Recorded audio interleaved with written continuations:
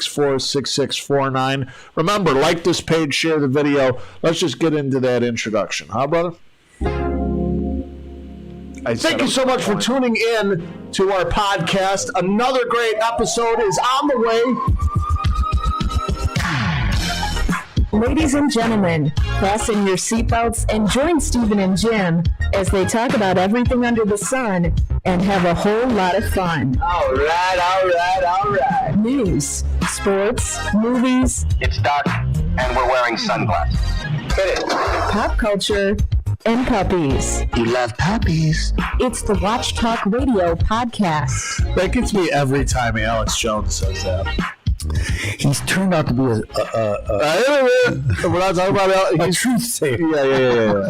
The lizard people. I know the lizard people are real. I'm just kidding. Listen, we're having a great show today. We're joined by attorney Dave Schwaner. Dave, thanks for joining the show and podcast. Thanks for having me, gentlemen. Hey, give everybody a quick rundown before we jump into the show about who just called us gentlemen. He was definitely talking to you because I think he's being nice. I'm not gentle, nor am I a man. Wait, let me reframe that. No, Attorney Dave Schwaner, if you could introduce yourself, what you do, and where you're located. Sure.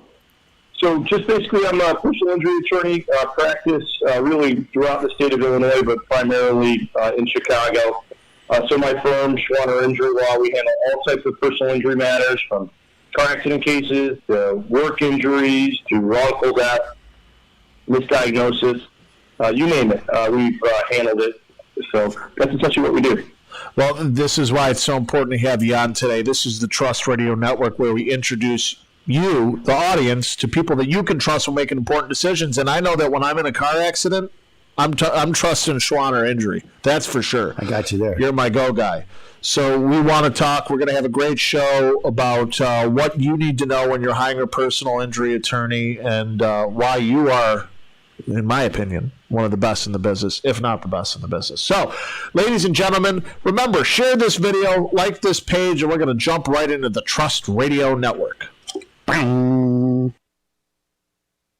Welcome to the Trust Radio Network. Join your host, attorney Stephen A. Leahy, every Saturday night at 7, right here on AM 560, as he engages in conversation with some of the most trusted professionals in all of Chicagoland. Enjoy interviews with local professionals dedicated to providing the very best products and services. Learn who they are, what they do, and most importantly, why they do it. Take a step inside the minds of some of Chicagoland's most successful business leaders and learn all there is to know. Every Saturday night at 7 on the Trust Radio Network. Now, here's your host, attorney Stephen A. Leahy. Tonight on the Trust Radio Network, attorney Stephen A. Leahy, PC, with Opum Tax Advocates, is the sponsor and host of this show. What's their phone number, you ask? 312-664-6649. You didn't ask, but maybe the audience did, because they know that Opum Tax Advocates helps people solve IRS problems. And since it is tax day on Monday, I know that I'm going to put your phone number, 312-664-6649, in my phone and call you if I have an issue. Well, Joliet Josh, we're here. He's the man behind the board. He's the guy who runs it. He can literally turn my microphone off at any given second. I'm going to give him the Josh and I worked out. Yeah. I'm Jim Leahy, and this is the Trust Radio Network. Well, thanks, Jim. As you mentioned, the show is sponsored by the Law Office of Stephen A. Leahy, PC, and Opum Tax Advocates.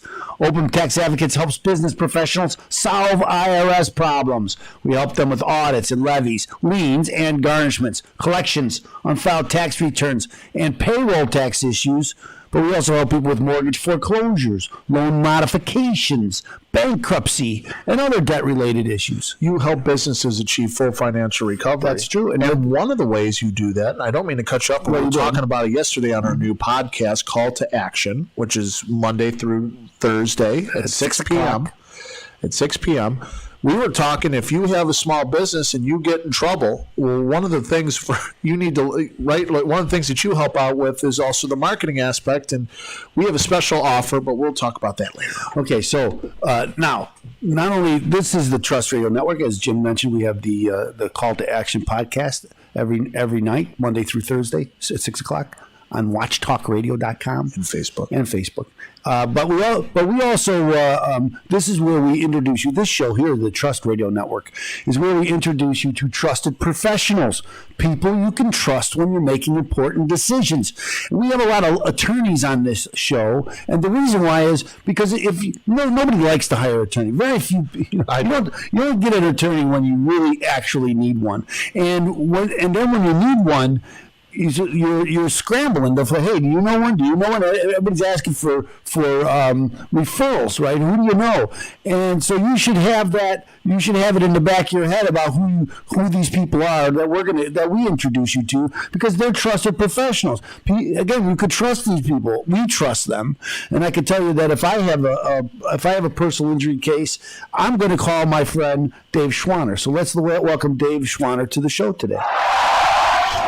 Hey, Dave! Welcome to the show, Dave. Thanks.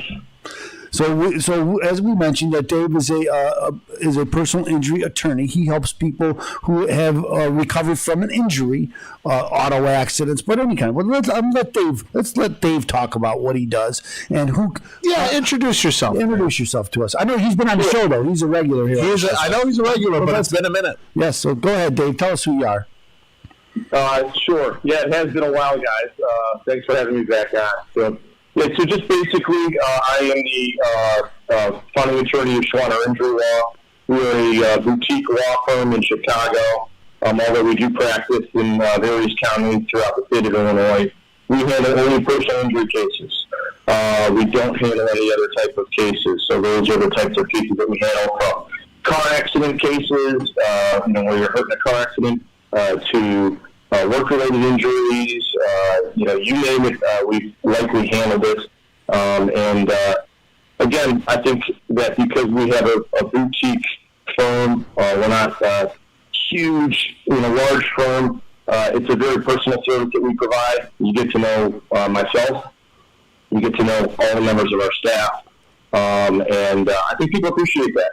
People like the personalization of a firm handling their case, and that's really what we do. Well, let me interrupt you here, Dave, because I'm going to tell you that I've known Dave for many years, and again, that's why he's a trusted professional. He's the guy that I trust. If I needed, I as well. Because we go through a rigorous process. I knew Dave before he was an attorney. So, we go through a rigorous process when it comes to selecting these trusted professionals. And if we don't get a two, if we call you a trusted professional, you better be one. Yeah, that's all I got. Yeah, that's all I know. And I know Dave Schwaner is a trusted professional. Again, you've been on the show before, Dave, and it's great to have you back on now. Here's where I like to start, Dave. Tell me a little bit about what I like to do is talk about cases that you've had, because this gives people an idea about, hey, that happened to me. And maybe they could see themselves, say, this is the guy I need to talk to. So talk about some of your cases. Generally, obviously, we don't want to give out any personal information, but generally, what kind of, the kind of cases you handle and some results that you've had. So talk a little bit about that. Sure. So I would say that the majority of cases that we handle are car accident injury cases. That would probably be the majority. And as far as those are concerned, interestingly enough, I started writing something that I was going to, send to my marketer and have them post somewhere. I had not finished writing it yet, but it just happened to me about a little less than 2 weeks ago, where I got a call from someone who was involved in a car accident, and based upon what they were telling me, it appeared to me that they were less than 50% at fault, which is a very important percentage, because if you're less than 50% at fault and someone else is more than 50% at fault in the state of Illinois, then you can be potentially entitled to recovery. I want to interrupt you, because I think that's such an important point, and I think as attorneys we kind of know that kind of that's just kind of what we know. But I don't think people understand that. So talk a little bit about that, about contributory negligence and the negligence. Talk a little bit about that, because I hate to get you off of what I just asked you to talk about, but that's an important point, right? Correct. So in the state of Illinois, it's important that you, the injured person that I'm representing, is not found to be more than 50% at fault. So just basically, I had a potential client call me, let me know that they were involved in an accident. It appeared, based upon the facts that I was given, that they were not 50% or more at fault. They were less than 50% at fault. And it also appeared that the at-fault party was more than 50% at fault. That said, the person did not call an attorney right away, and I don't care who they call, but you should definitely call an attorney before you give a statement. And that's actually what I started to write. But this person wound up giving a statement to the insurance company. That statement was extraordinarily hurtful relative to liability, and so I was not able to proceed forward and take the case. Okay, let me interrupt. This is what we talk about. Speaking to it, because we talk a lot about this on this show, about what people should do, whether it's criminal, whether it's a tax matter, whether you've been injured in an accident. About the first thing you should do is keep your mouth shut. Right. I was always told, say everything, just be as helpful as possible, be friendly, be lenient. Well, again, this is a big thing on this show, and I think it goes to your practice too, Dave. Right? Because one of the first things that happen when you've been injured is you get a call from the insurance company. Isn't that right? They always give you a call. Yeah, they give you a call because more often than not, they want to try to take a statement of the facts of the accident and that, which is recorded, of course, yes. And which they're going to ask you to acquiesce to, and a lot of people do. Yeah, if they're asking you questions that they know are going to be damaging. But it's relatively quick too. Yeah. I mean, we're talking could be hours after this accident, right? They have to have notice of it, so it's going to take them a little while for someone to give you a call. But they are going to call you, and again, they're going to ask you questions that they know what answers they're looking for and how to drag you that answer out of you. And now, once you've given that, and as Dave pointed out, it's been recorded, right? So now you've got to fight back. Now you got to fight that. Now not only you're fighting with them, you're fighting your own words. It makes it very difficult for an attorney to do it. So first, and I know we're running out of time in this segment, but this is because this is an ongoing theme on this show, is that when something happens to you, don't volunteer information. Get an attorney. That's what attorneys do. They stand between you and your opponent, and they know what's going on, and you probably don't. Dave, what's your phone number if I need to reach you?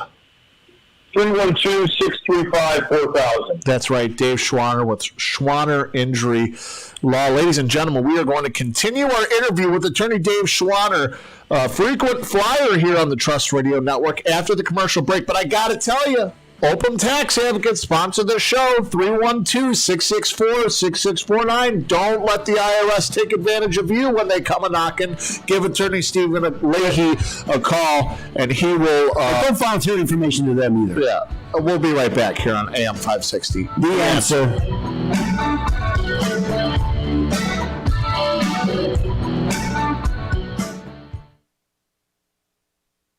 Sorry, Dave, but that is an ongoing thing on this show about keeping your mouth shut and not volunteering information. I didn't do anything wrong. I know that's right. Whether it's criminal or in your case you've been injured. It's criminal if you give the information. Well, I agree with that, but I always like, especially in federal court, I always say there's 1,001 reasons why you shouldn't volunteer information, and that's because of Section 1001 that finds you criminally liable if you give wrong information to a federal agency. All I have to say is Martha Stewart. Yes, exactly. And so don't, and it's the same thing with someone comes out to talk to you. If someone comes out and talks to you and asks you questions, and they're from the government, and even if you haven't done anything wrong, you should always say, I'd love to cooperate with you, but let me talk to my attorney first, and we'll get back to you. And would you agree with that, Dave? I would definitely agree with that. The first thing you should do in any type of situation that could involve the legal process, call an attorney first. Don't take any action without getting counseling from an attorney that works in that area of law. Because they're trying to, because they know what they're doing, right? They're trying to, I don't want to say trick you, but they're not there to help you. Let's put it that way. We have an adversarial process.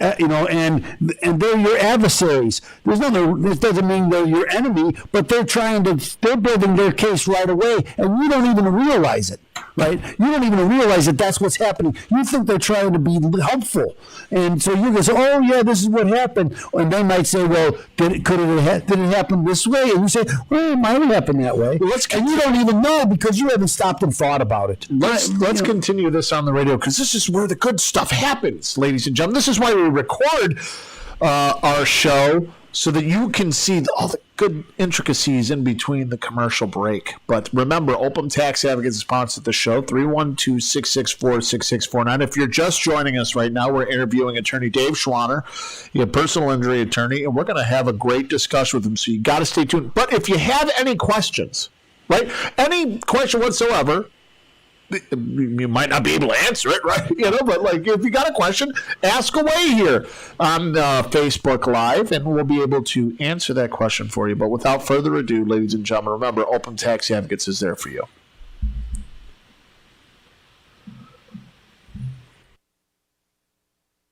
We're good. Yes. I thought you were going to give the phone number out. 312-664-664. Joliet, Josh, can you push your podcast so people out there can listen to the best sports podcast out there? Well, I appreciate that. 000's podcast is available on all platforms. All platforms. All platforms. I'm going to get Joliet Josh to help us and Dave's brother to help us about this. We need all to get together and share our share this because it's so important, right?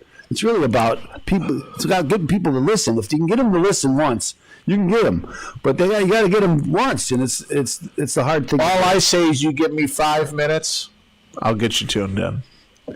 I don't. That's it. 5 minutes. Just get 2 minutes. 2 minutes is rough. It's a lot to pitch in 2 minutes. And now, back to the Trust Radio Network on AM 560. The Answer. Real conversations with some of the most trusted professionals in Chicagoland. Once again, here's attorney Stephen A. Leahy. Welcome back to the program. Like the guy just said, I'm your host. I'm attorney Stephen A. Leahy. This is the Trust Radio Trust Radio Network. What do you think this is? I thought it might be the IRS Radio Hour. I wasn't sure.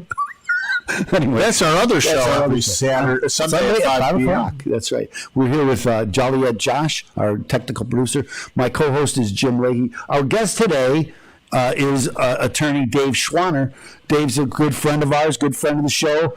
He's a personal injury attorney. He helps people who've been hurt through no fault of their own, right? And we were talking. I thanks so much for joining us again, Dave. I appreciate you being here.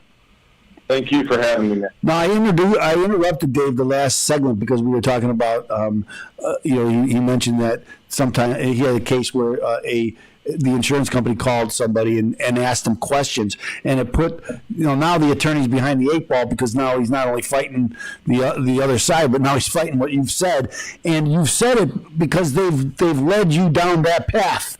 And so I always say the path of righteousness. I always tell people, don't answer questions, no matter what it is, whether it's the police, the FBI, the IRS, the IRA, or your insurance company. It's not even your insurance company, it's the other side. But don't even answer your own insurance company. Talk to your lawyer first and foremost. And if you think, well, I'm not a gold digger. I'm not trying to take advantage of the situation. That's not the point. Right? The point is to protect your rights and don't let someone take advantage of you. And that's what lawyers do. Would you agree with that, Dave?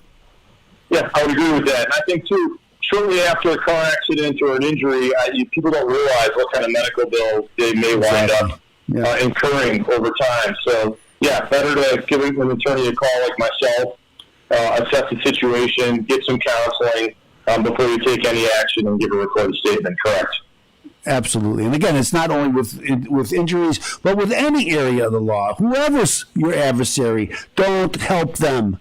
Right? They're trying to set you up and take advantage of you. Don't let that happen. Always take action. That's why we have the Trust Radio Network, so you know who you can talk to, right? You have a trusted professional who knows that they need a personal injury lawyer. You don't know it until you need one. Now, right? Attorney Dave Schwaner, I wanted to kind of ask you, too, this is the segment where we speak with our guests about what's been going on recently, some of the big cases or some frequent cases that you've had, and we spoke a little bit before the show, and just be very brief. I know I don't have to tell you because you're a trusted professional. You know what you're doing. You're a top-notch attorney. But for the audience members out there, what have you been dealing with recently when it comes to personal injury?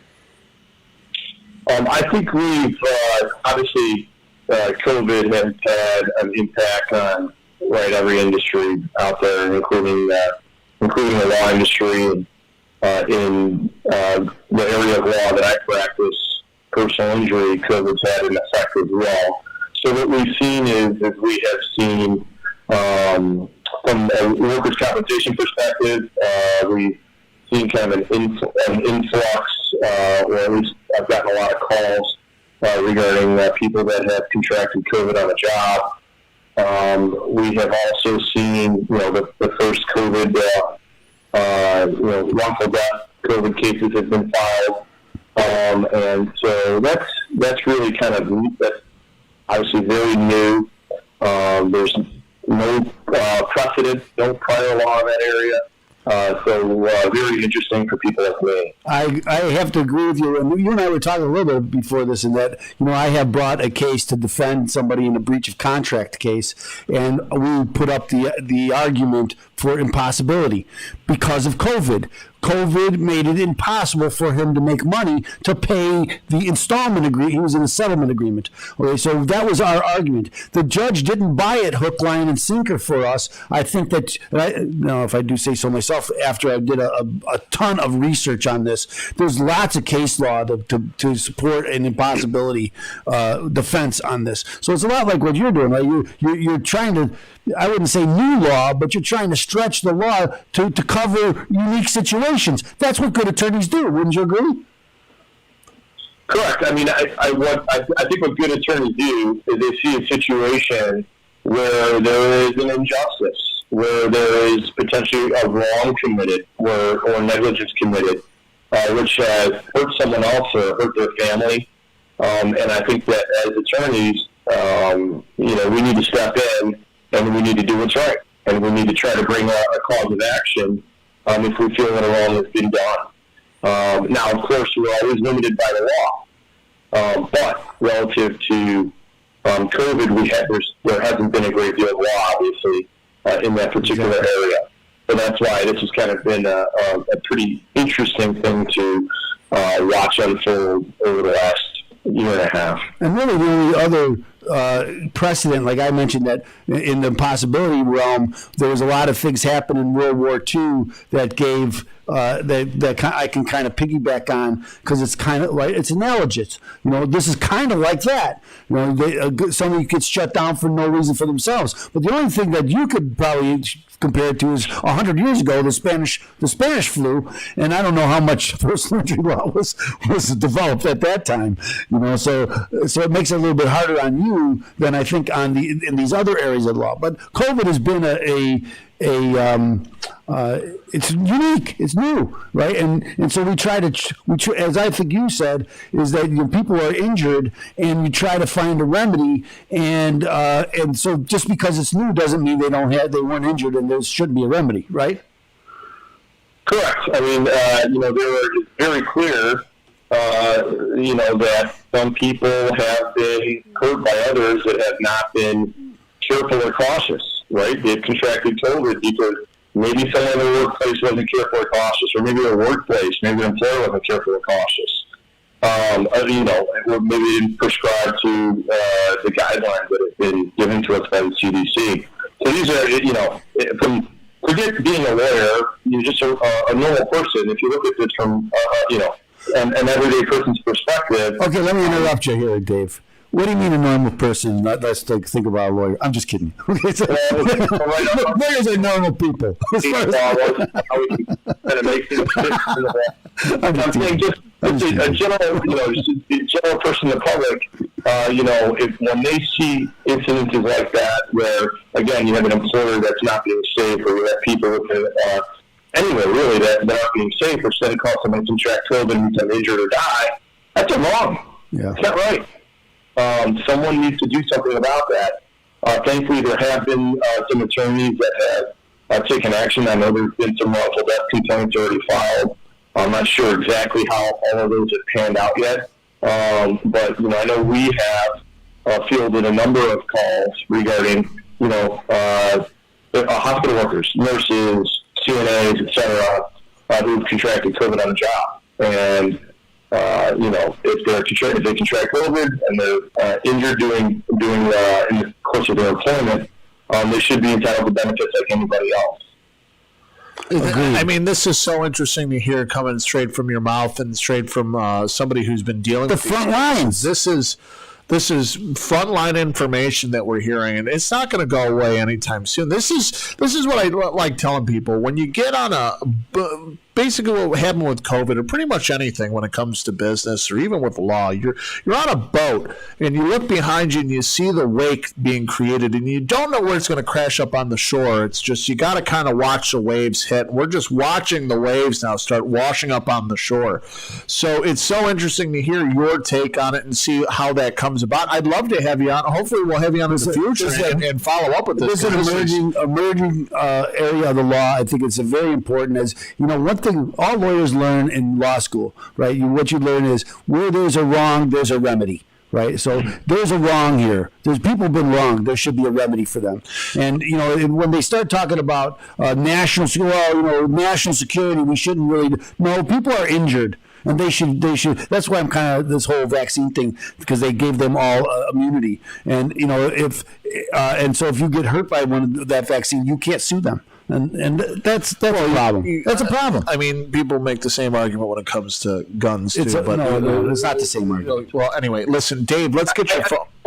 One quick set. I just want to. We're running out of time right here. Go. From a workers' compensation perspective, people have been receiving benefits. So at least in that regard, there's been justice. From a civil perspective, it's still generally a wait and see. Yep. I agree. Let's get your phone number, Dave. Sure. 312-635-4000. That's right. Our interview with Dave Schwaner, attorney Dave Schwaner, will continue right after this commercial break. Open Tax Advocates is the sponsor. I'll give that phone number after the commercials. So stay tuned here on AM 560. The Answer.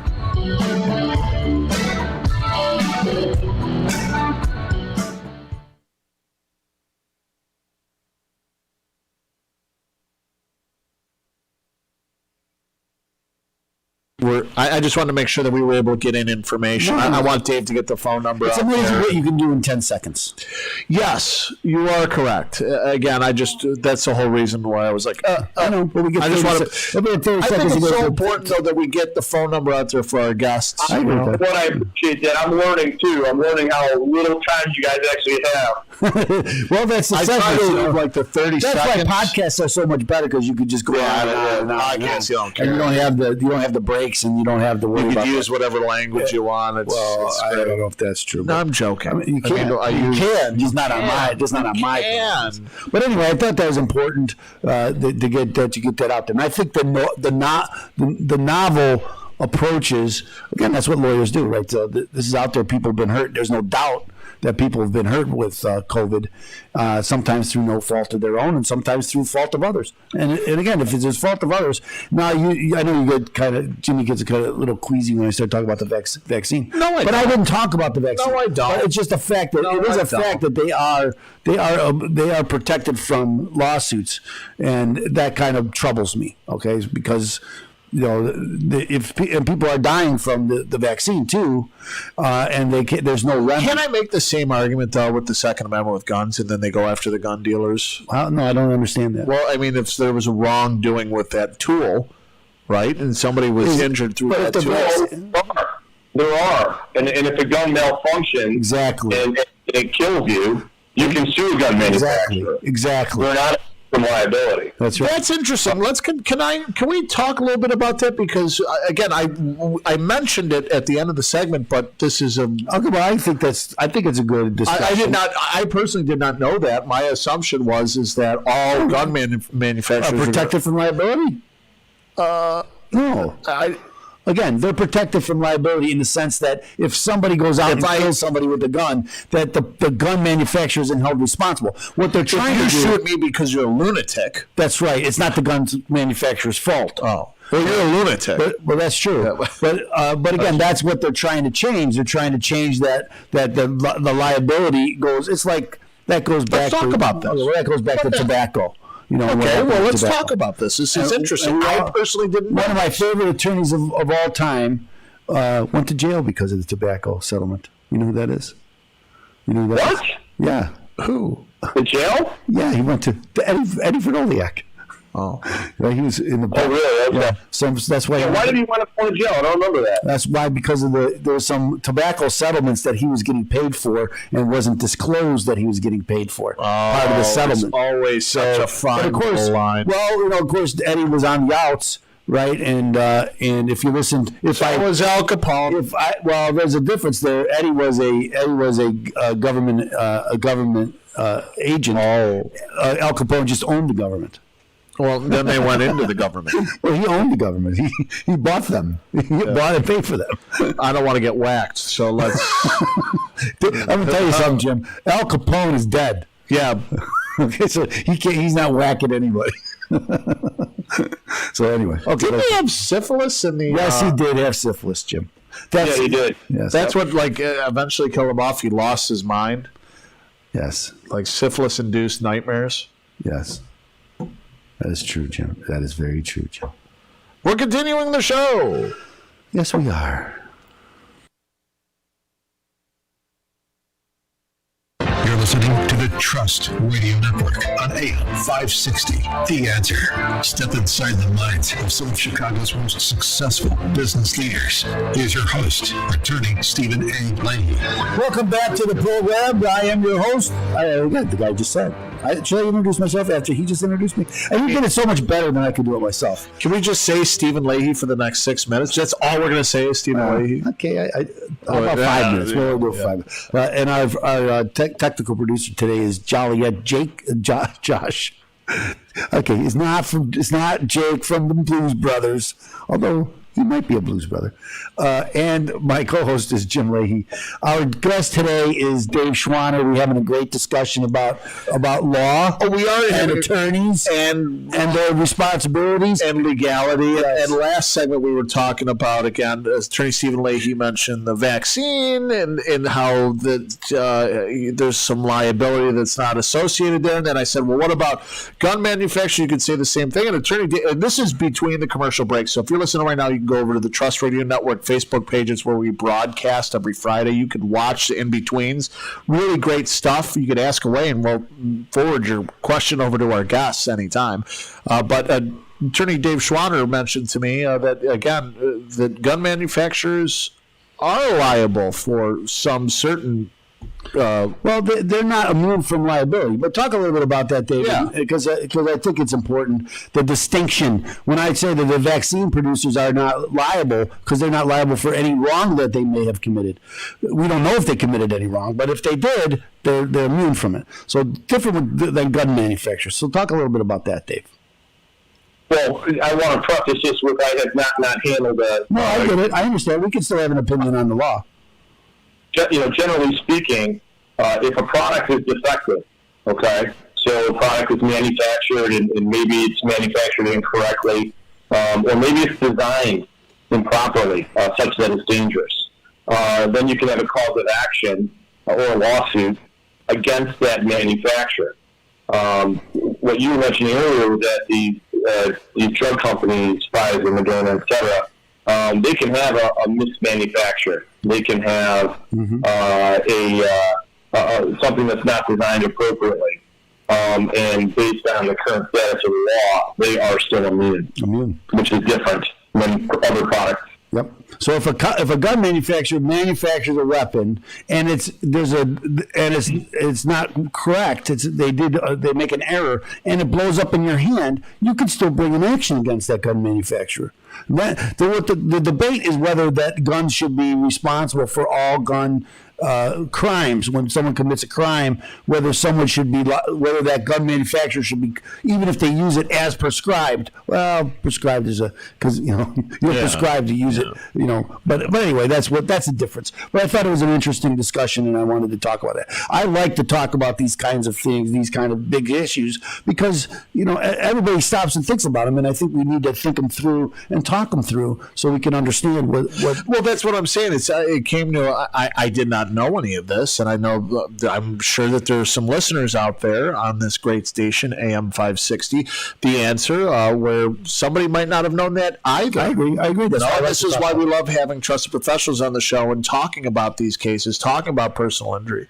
I do have a question for you, because I know these next two segments we can kind of talk about that, but real quick, Dave, when is it important when should I get a personal injury attorney? I think that's the question. Like, when do I make that call? Yeah, that's a great question. The time you should make the call is essentially as soon as you possibly can. Obviously take care of yourself medically, but as soon as you can, and most certainly before you wind up talking to an adversarial party, such as an insurance company on the other side. Someone that could something that before you take an act that could potentially negatively affect your ability to recover or could negatively affect your rights. Exactly. Could you see that? Just somebody sitting there be like, hold on, I'll get I'm bleeding from the neck, my jugular. I got to make a phone call to my attorney, though. Well, I have to call my attorney. That is a wild case, but not too far from the truth. No, that happens. And people's jugulars. Because you have to be concerned with all this because somebody is trying to take advantage of you. And the best thing to do is, and this is what we talked about before, keep your mouth shut until you talk to a lawyer. Just don't give any. You don't have to call them right when you're injured. Just don't talk to anybody else either. So talk to your attorney first. But that's so tough. That is so tough because when you're in a stressful situation, when you're in a situation of great dire stress, you're going to want to. It's just kind of like human nature where people just talk. That's why we need to talk about it so people hear it, and then when it happens, they understand what to do. Because if you don't know what to do, then your natural inclination is to just talk. But that's why I want to bring it up to everybody's attention, not to talk. Okay, so then when it happens, you say, "Oh, I remember Attorney Leahy said maybe I should talk to an attorney before I answer any questions from anybody." And it's always your right not to answer the question. Attorney Dave Schwaner, let's get your phone number and also to a website. Sure. It's 312-635-4000. And then you can read more about my firm at www.schwanerinjury.com. That's right, ladies and... No, what? Injury.com. That's right. We're going to make sure that we get that out there again. But everybody, our interview with Attorney Dave Schwaner will continue after this commercial break. But remember, Open Tax Advocates is a sponsor of the show at 312-664-6649. We'll be right back here on AM 560, The Answer.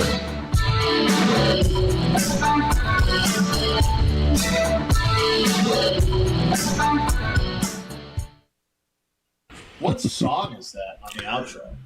That's what song is that on the outro? That's Billy Joel. Trust. It's a matter of trust. That's brilliant. So, Steve, you said we were going to be able to catch up. Are we still on the air right now? Well, we're on the air and we're not on the air. We're on the air. We're always on the air, even when we're not on the air. But this isn't going to be on the radio. This is on Facebook. But we'll which is even better. I missed you, Dave. I said I wanted to hear how Jake is doing. Oh, so my son Jake. Okay, so this I forgive the father for going on, but my son Jake had finished law school. Finished U of I in 2 years and is now at John Marshall Law School.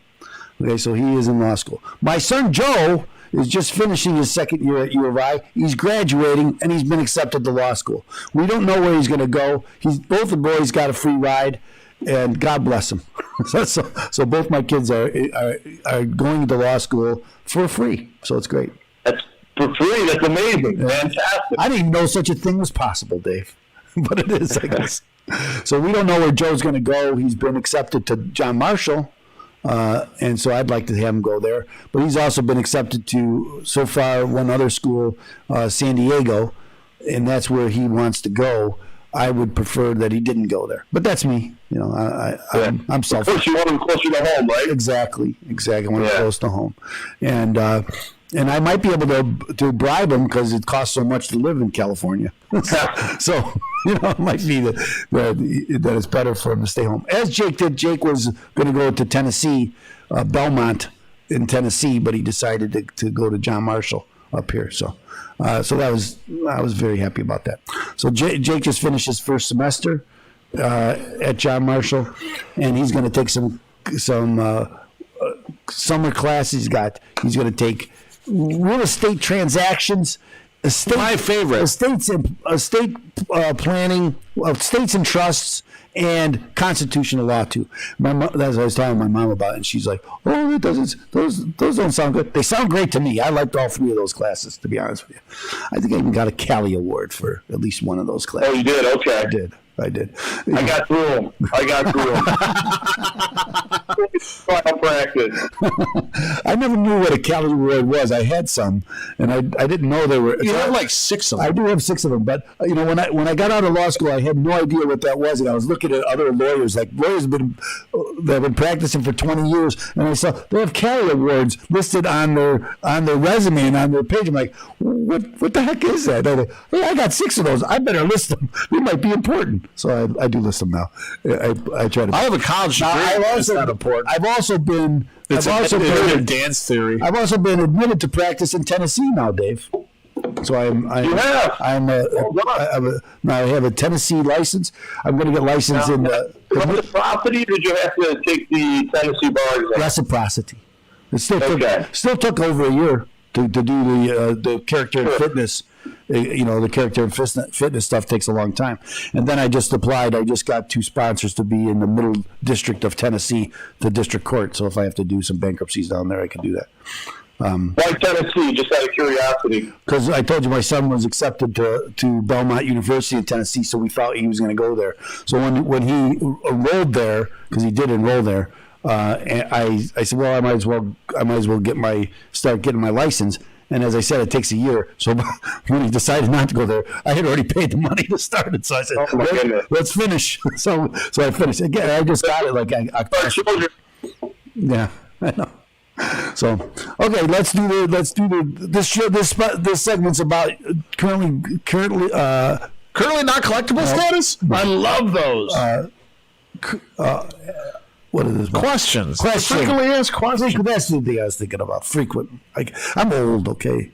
No, you're not. You're a spry young man.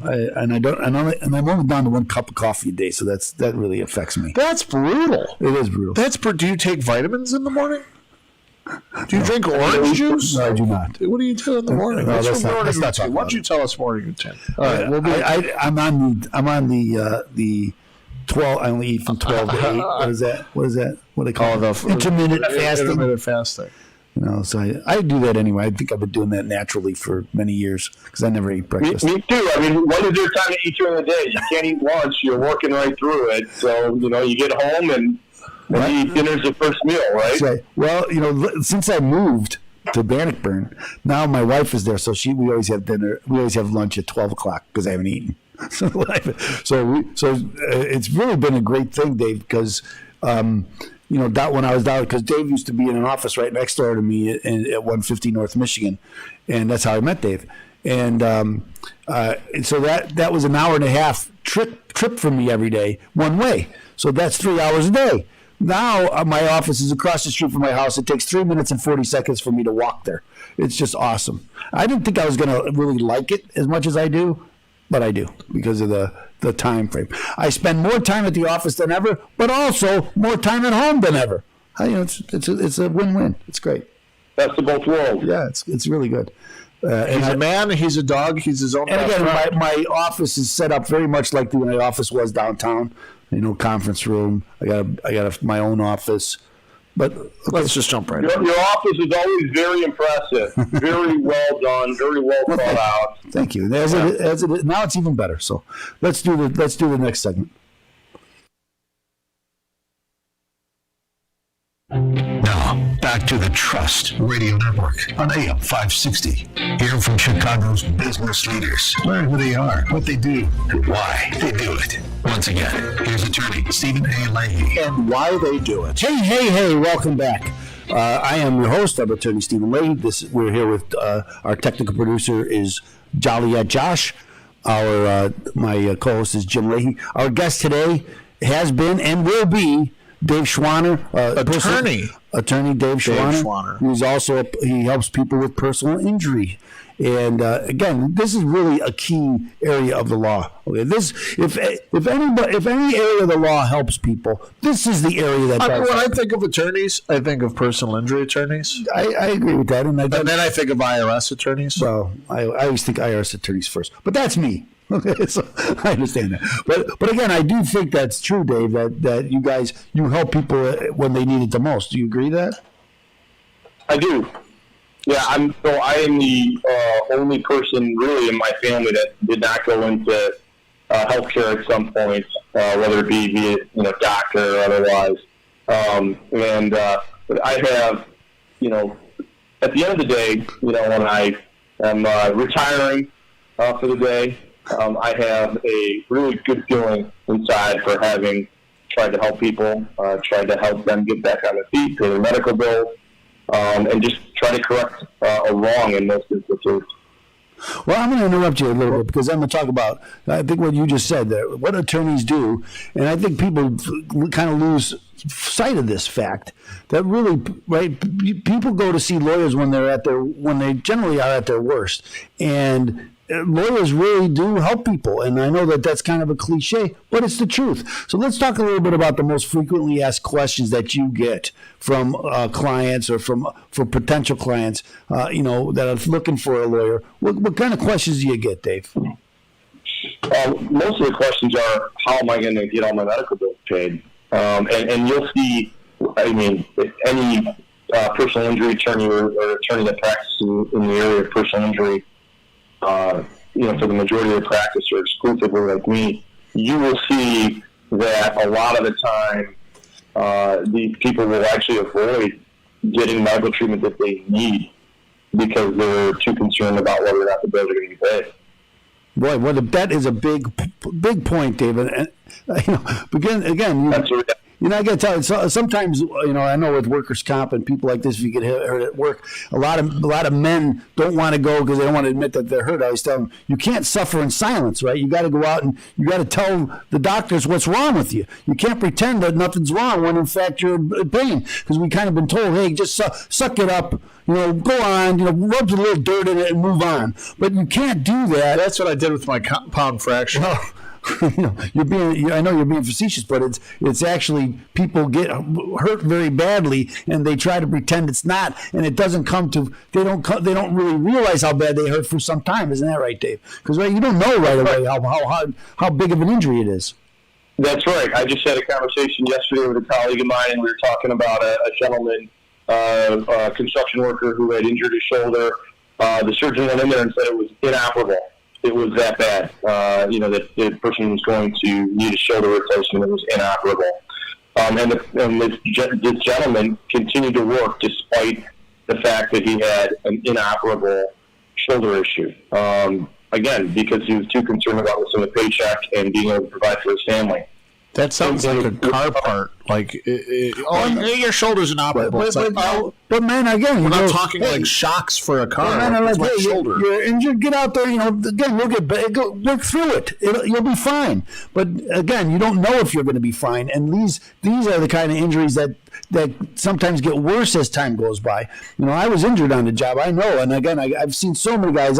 As you know, Dave, I was an iron worker before I became an attorney, so I saw a lot of guys injured who would come back to work the next day and try to work because they want the paycheck, but also because that's what men do, right? You suck it up and you go back to work, and you probably shouldn't. You should get a doctor to take a look at you. Don't suffer in silence. My own opinion.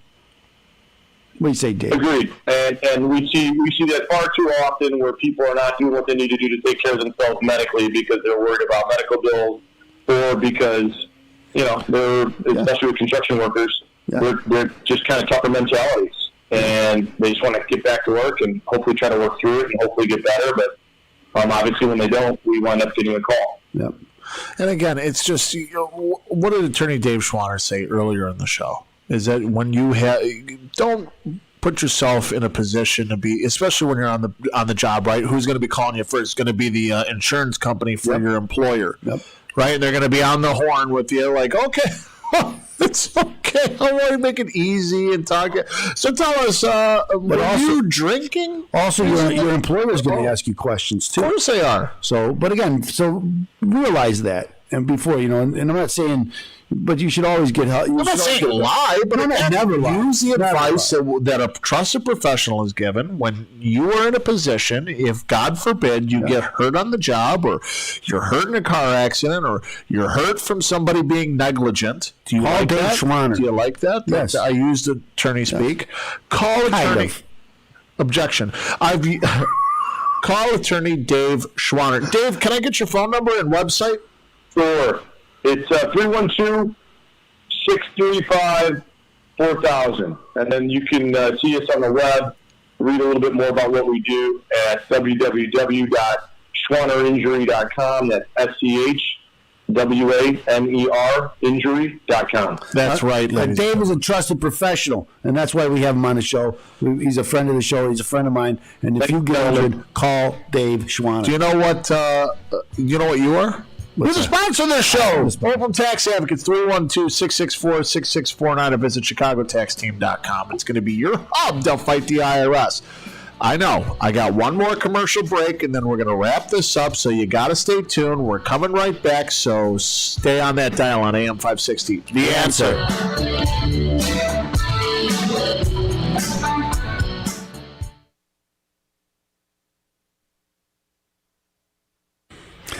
Your kids got to be growing up too. I remember when you just had some children. How old are your kids now? So my oldest, Nicholas, he's 12, and he's huge. Wow. Towers over my wife already. He's as big as me. Wow. It's crazy. It's amazing it's amazing. Wow. Because again, I remember when Dave got married and he had children and his first child, and it seems like yesterday. So when you say he's 12 years old, I'm kind of shocked at that.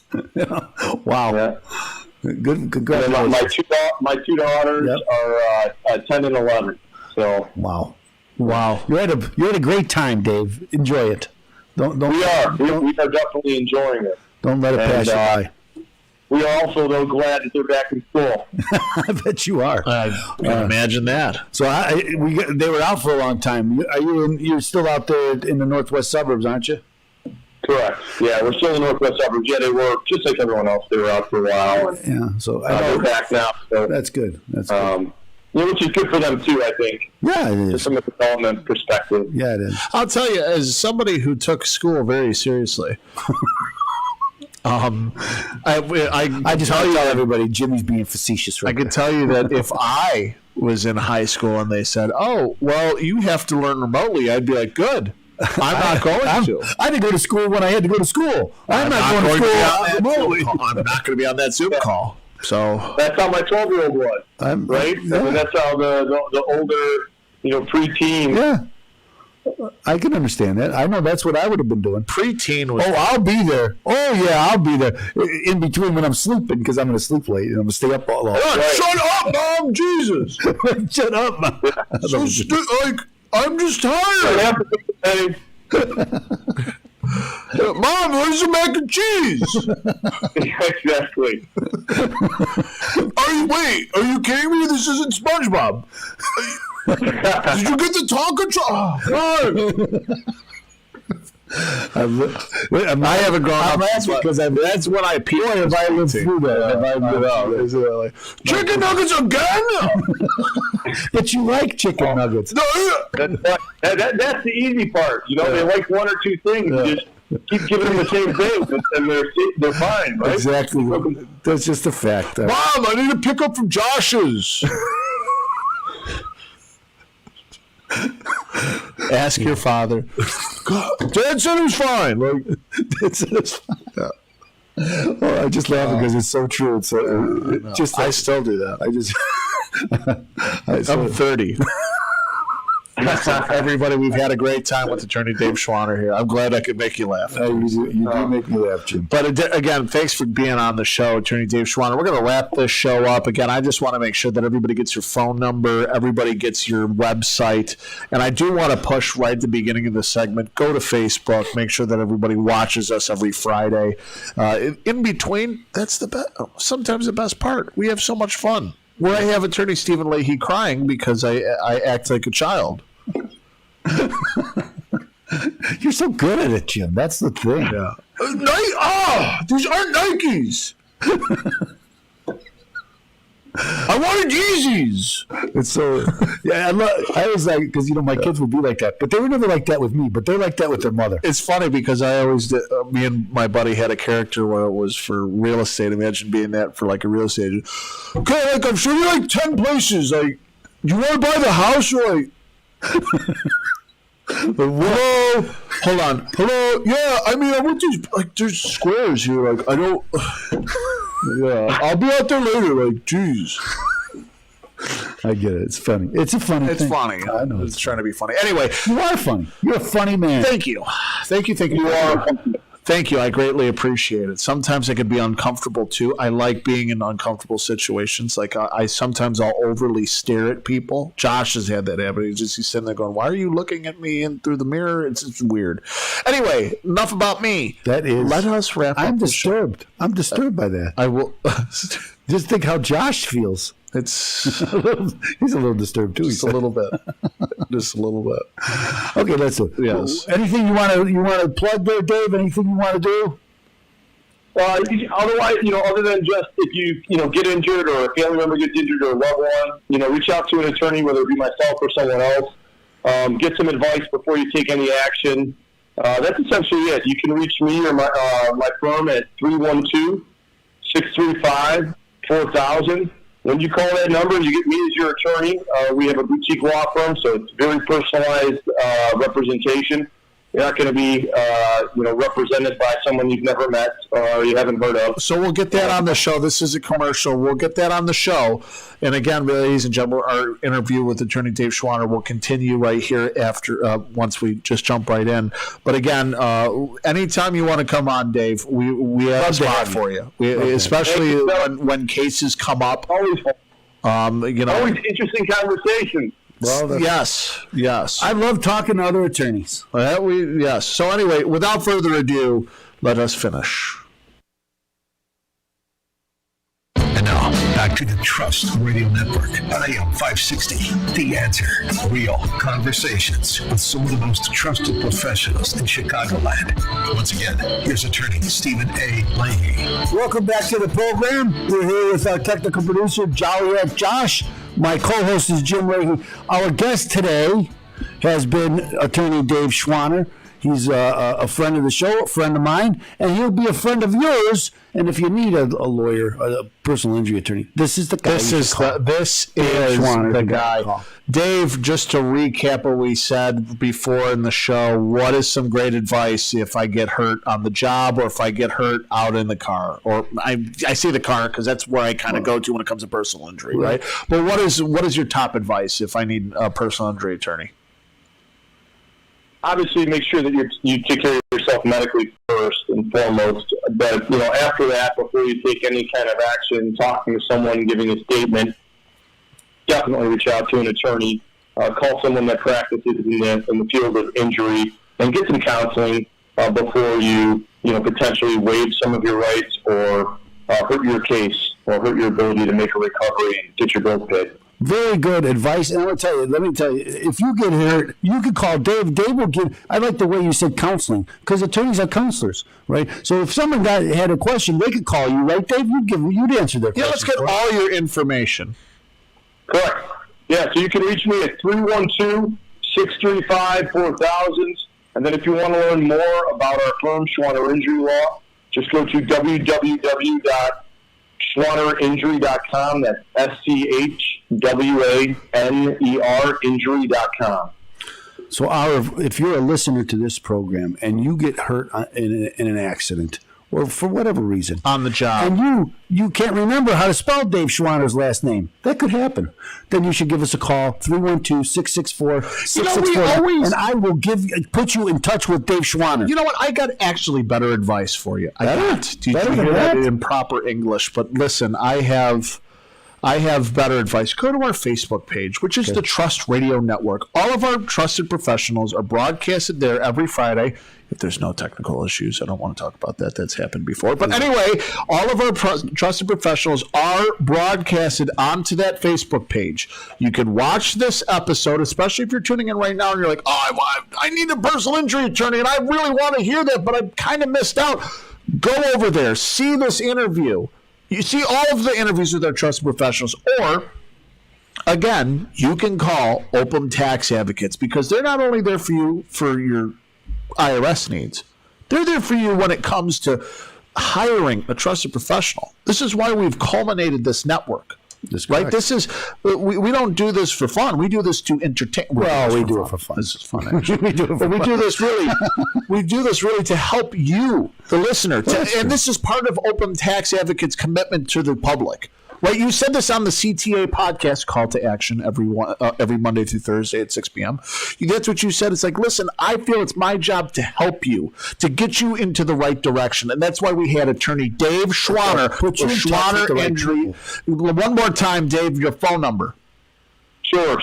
312-635-4000. That's right, ladies and gentlemen. Again, just like all of our trusted professionals, catch us every Saturday at 7 p.m. on this great station. But remember, Open Tax Advocates is the sponsor at 312-664-6649. Visit ChicagoTaxTeam.com. Open Tax Advocates has made the pledge to introduce you to trusted professionals. Take advantage today. And we will catch you next week here on AM 560. The Answer.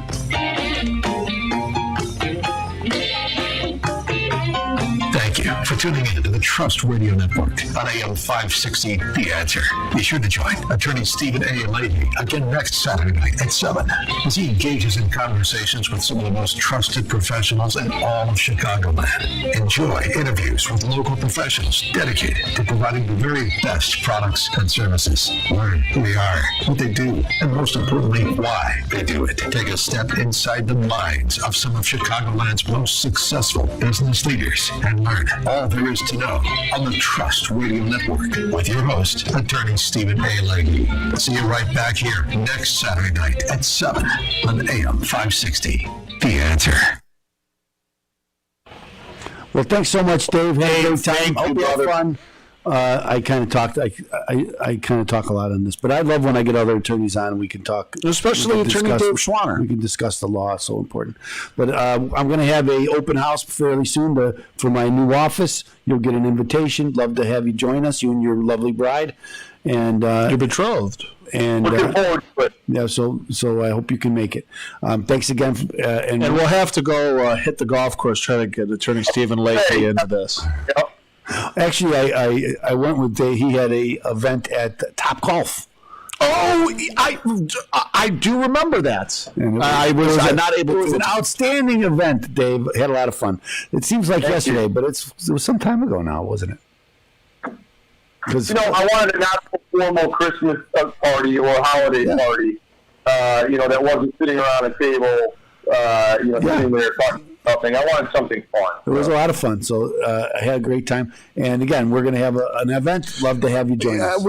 Attorney Stephen Leahy was talking about having a Christmas event too, where instead of why sit around the table, he wanted to fly down to Texas and do the hog shooting from the in the helicopter. Don't lie to Dave like that. A wonderful Christmas. I think for those little. Now thugs. you say that, but you know what? I've never wanted to do that more than I do right now.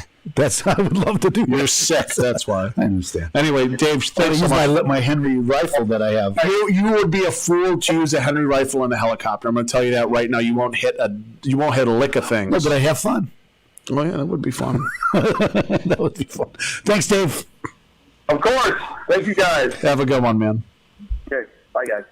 And everybody, too, that's tuning in, remember, you can catch all of our great professionals that we have on this show every Friday. We record on this station. Now, if you're just tuning over here, you were listening to the Trust Radio Network, okay, and this evening at Saturday at 7 p.m., and you're going, I really enjoy this page. Like this page, tell your friends, share the video, and if you have a business, take advantage because we're always looking for trusted professionals that we want to feature on our show. So if you have the guts, if you have the build, and you're saying, you know what, I am a trusted professional. I know that I'm helping my clients with the best that anybody out there in my that I compete with.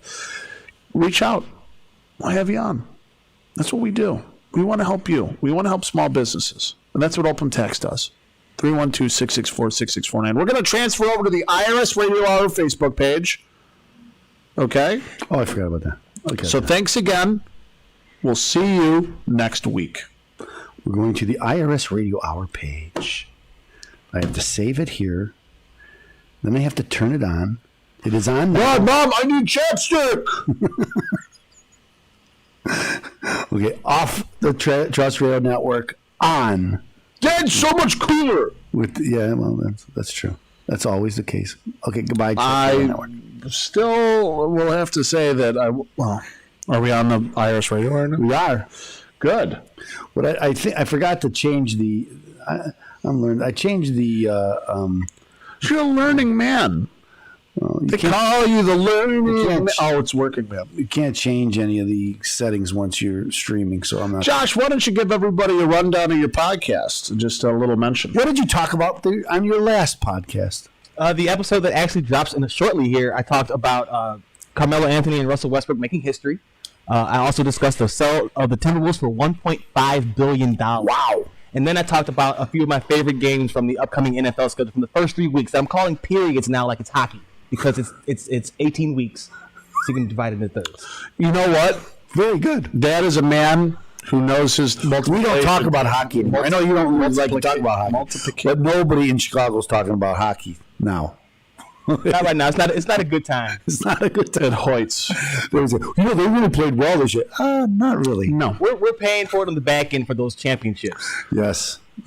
Well, we'll see what happens because when Jonathan Tays, Johnny, I hope he's okay. I do too. I've heard rumors. I'm not going to talk about them because they're rumors, and I actually really love Jonathan Tays. I don't want to spread false information, so I just hope that whatever he's going through, he is okay. Is that okay to say? That's the first and foremost. That's what you should be worried about. You are going to be a Chicago Blackhawk. Your family will know. We will know your family and your family's family. You're Tays. Oh my God! You're one of the legendary Chicago Blackhawks offspring. There will not be a beer bought by that family for the rest of the time. I will tell you, I am not a rich man, but I will spend every penny on that man at any local establishment. You will not purchase a round. I did that for Dennis Savard.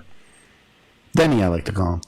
I bought him a cup. Only 2 beers. Is that didn't win any championships. Is that the day I got my picture taken with Denny? Yes, I bought him Savard. 2 beers. Hey, Jimmy. Hey, thanks. Hey, thanks. You do a pretty good impersonation of him.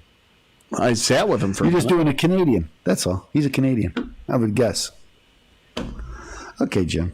We're going to do this next show. It's called the IRS Radio Hour. I really kind of have to. Well, why don't you go do it before we start the show, Jim? Step out but I think we're going to rock and roll here. Let's just get through this show. Well, here's the best part. If you have to learn that from during the whole show, you'll be on edge. You'll be the best you've ever been. Yeah. You know what? Let's do this. Let's talk about why I'm not going to. I want to wish my cousin Craig a happy 40th birthday. 40! Lordy, look who's 40. I remember it well. I remember when he was. That's another kid. Again, do I still call him a kid? Yeah, he's still a kid. My nephew. He's got 2 boys of his own. 2 boys. He's the only one in our family on my dad's side. I literally had this conversation with my mom this past weekend. She calls me and she goes, "You hadn't called me and I just thought you were angry at me and I didn't." She goes into this whole spiel about how I was like, there was some rift between us. I'm like, dude, I'm 34. Like, I have, like, things are happening every day. I got a full-time job, 2 children. We're planning a wedding. Like, dude. She's like, I'm busy. She just like, I know how old you are. I'm like, I don't think you do. Because you keep waiting for me to be by the phone. And, like, life happens. I feel like Jeff Goldblum. Life finds a way. Life, Yes. well, I understand. finds a way. I get it. You're absolutely right. And it's not that we don't. It's not that we don't love our mothers, even though you don't love me anymore. Yes, I do, Mom. That's the first thing she says. Oh, my God. Love you, Mom. Love you, love you, love you. Now, I was lucky enough that my mother works for me for the last 20-some That years. sounds really lucky. And, well, I know a lot of people think, how could you do it? But it was easy. It was Hopefully, easy. Noni's out there listening. And I got to tell you that Love you. she was I'm not even going to go there. But my mom was always there for me, as most moms are. Moms are better than dads. No, I don't say that. Yes. I don't say that because I'm a dad. I try to be. But I got to say, their mother takes care of them much better than their father. Because their father says, their father says, go do your thing. Yep. Their mom's like, oh, can I come pick you up? Do you need something? What kind of clothes are they clean? Can I do your laundry? Are you hungry? My youngster's mother went outside yesterday and did sidewalk chalk for like the whole day. Yeah, See, that would have been me. Like, I'd have watched him. I guess I'd have watched him do it, but like, I would have just let him stay outside. come in when it gets dark. He's 6. Bring home some cash. When I was 6, when I was paycheck. How about that? When I was 6, I lived on the west side of Chicago. We were out. My mom was not there on the stoop watching me. We were out sometimes with chalk, but sometimes with other things. She should have been watching me, but she wasn't. We were out on it. Man, we were out. Nobody was watching us. I used to walk it's not that large of a gap between my son and me, but I used to like walk myself home from preschool. Yeah. That's how different the day is. Yes. Like, dude, and it wasn't close. Like, I was walking at like 4, 5, and 6, just down the street. Well, I went to a school, house school, which is on Laurel Avenue and Chicago Avenue, and it's very short from my house. But I was only 4 years old when I went to kindergarten, and I'd go to class, come home by myself. Nobody ever. My mom still drives me places. I know. No, she doesn't. No, she doesn't. She would. Would she? She would. Of course she would. Of course she would. I'm not saying that the want. I don't think my kids ever. I think they took the bus like 5 times in the. But I might be wrong about that. Because again, as their father, I wasn't there to put them on the bus. Maybe their mom did. I don't know.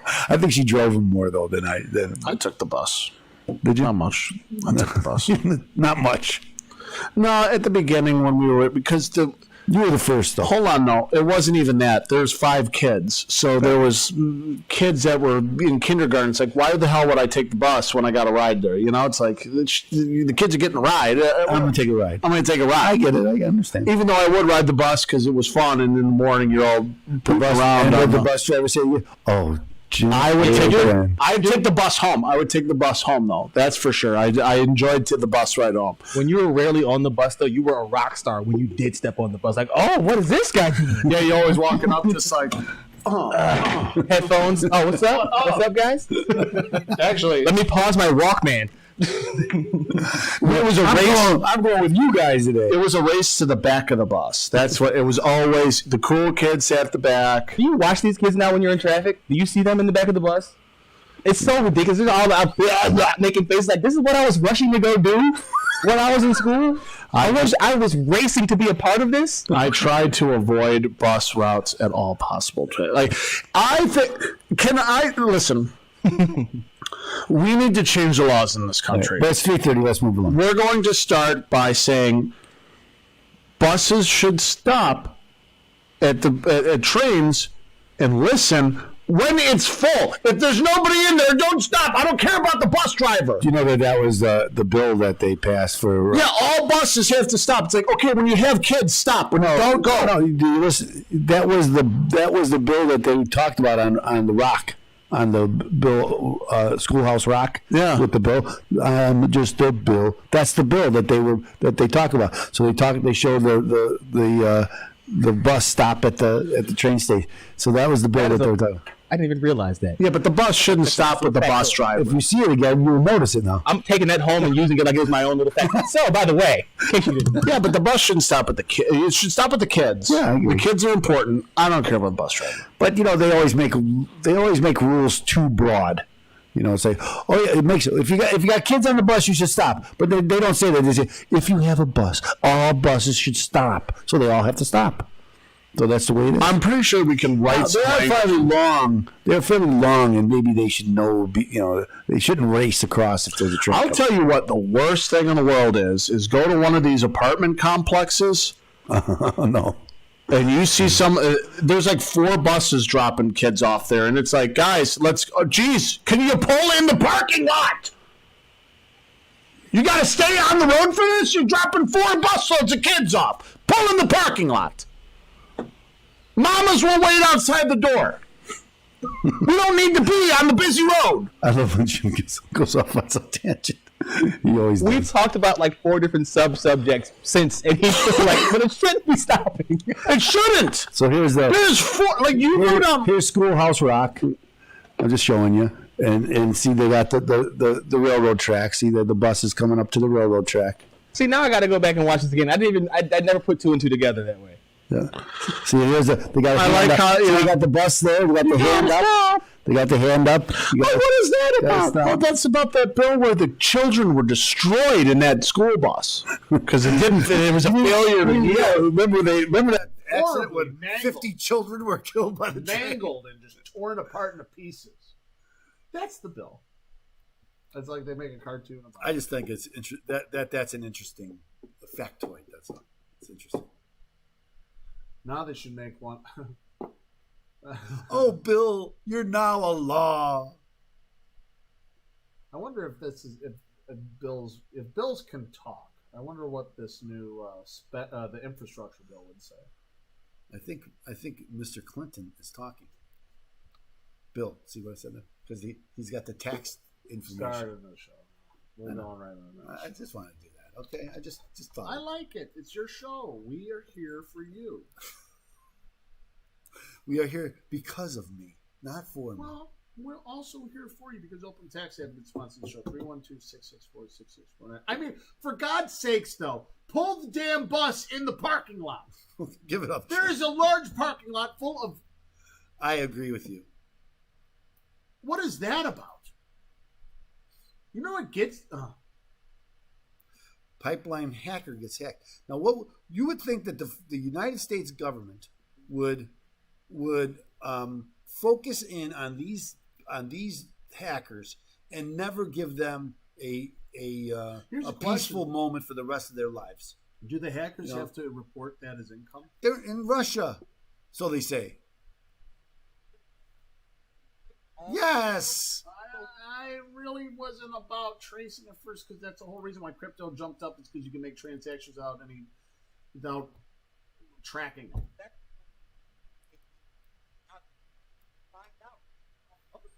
Well, that's the blockchain, right? How do you get it in a wallet?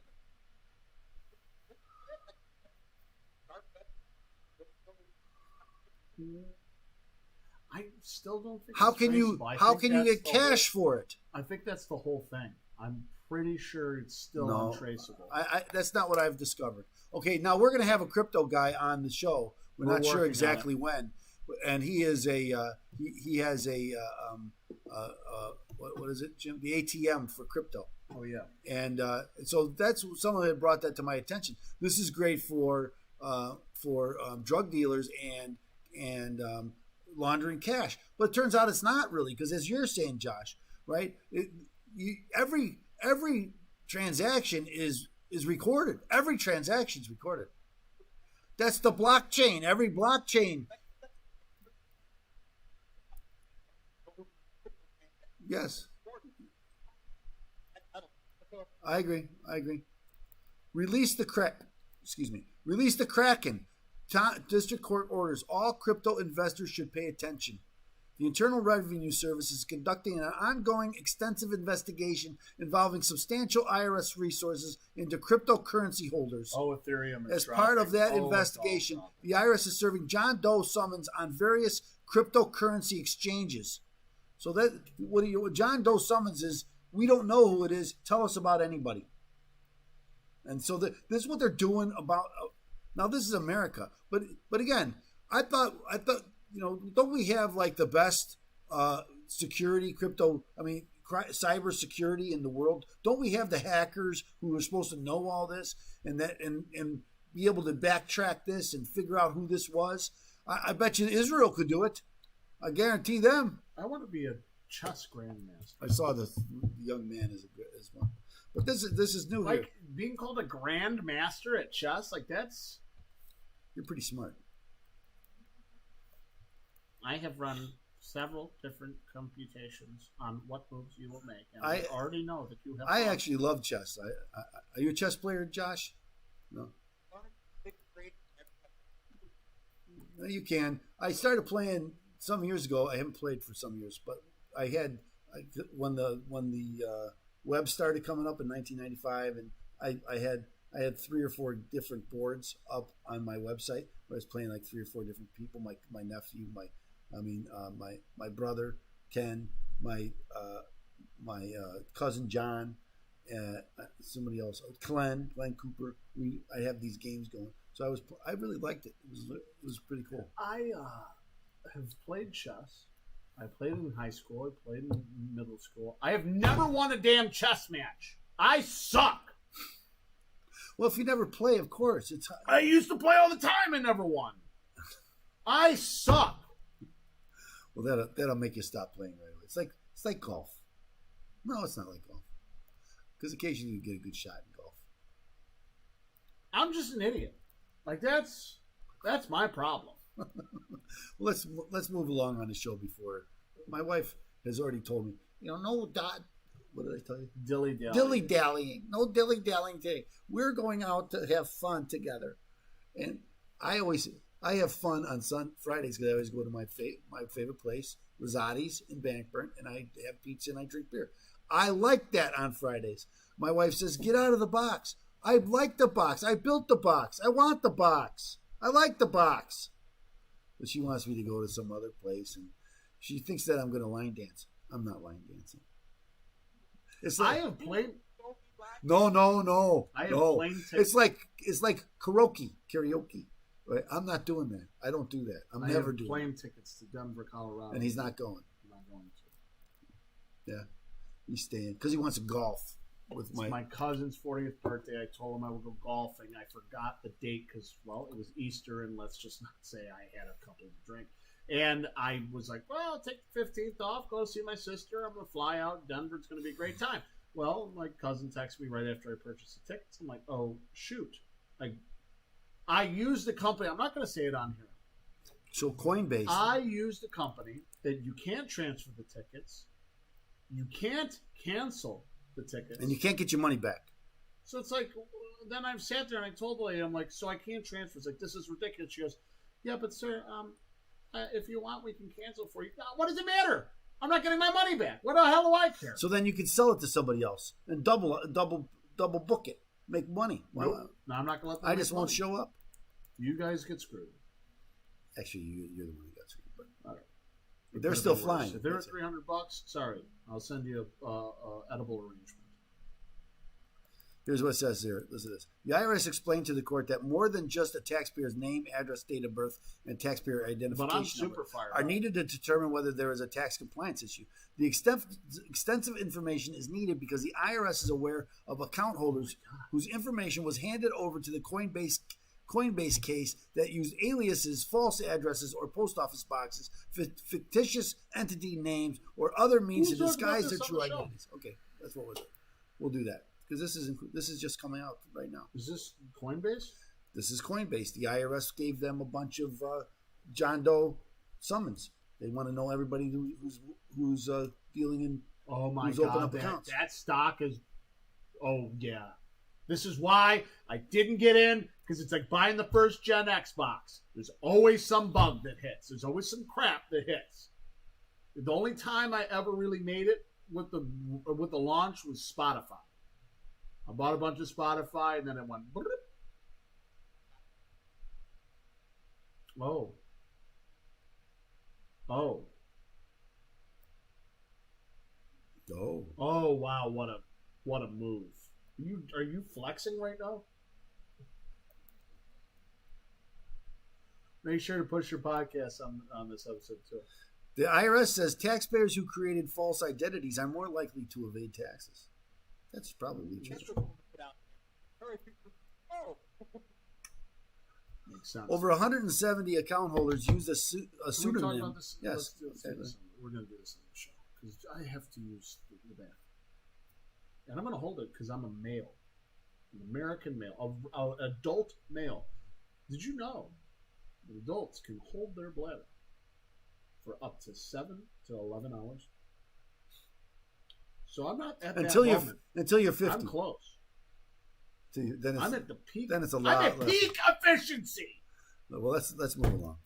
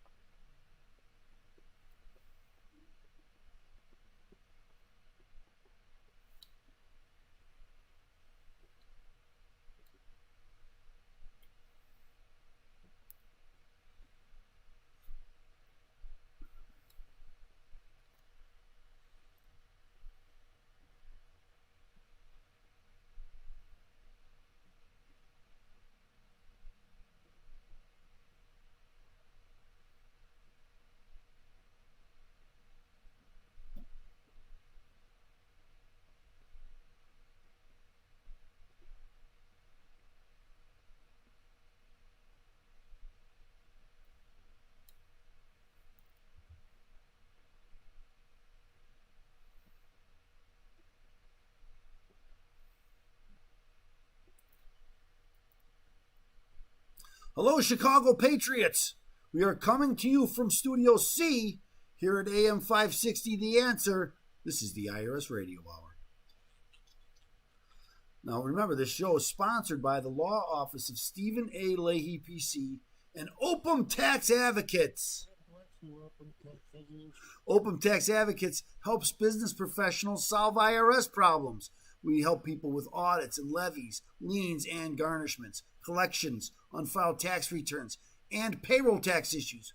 But we also help people with mortgage foreclosures, loan modifications, bankruptcy, and other debt-related issues. So if you have any of these problems, or if you know someone who does, you should give us a call at 312-664-6649. Again, that number is 312-664-6649, or visit us on the web at chicagotaxteam.com. I want to welcome our technical producer, Joliet Josh, and my co-host, Jim Leahy. Who's in the house? My very good friend, Jim Leahy.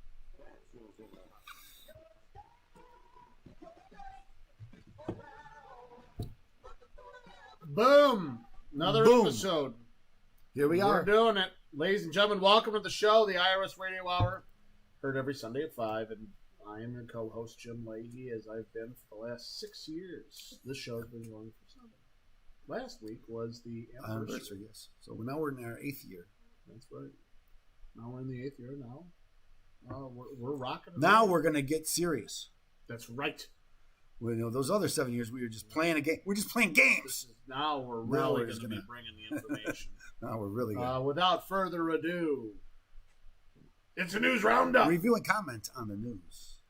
And you are getting And serious. I said that quickly because there's a lot. There's no news this week. We pray for peace on this show. Well, Israel's blowing up, right? There's a serious ground war started over there. Liz Cheney's been removed. The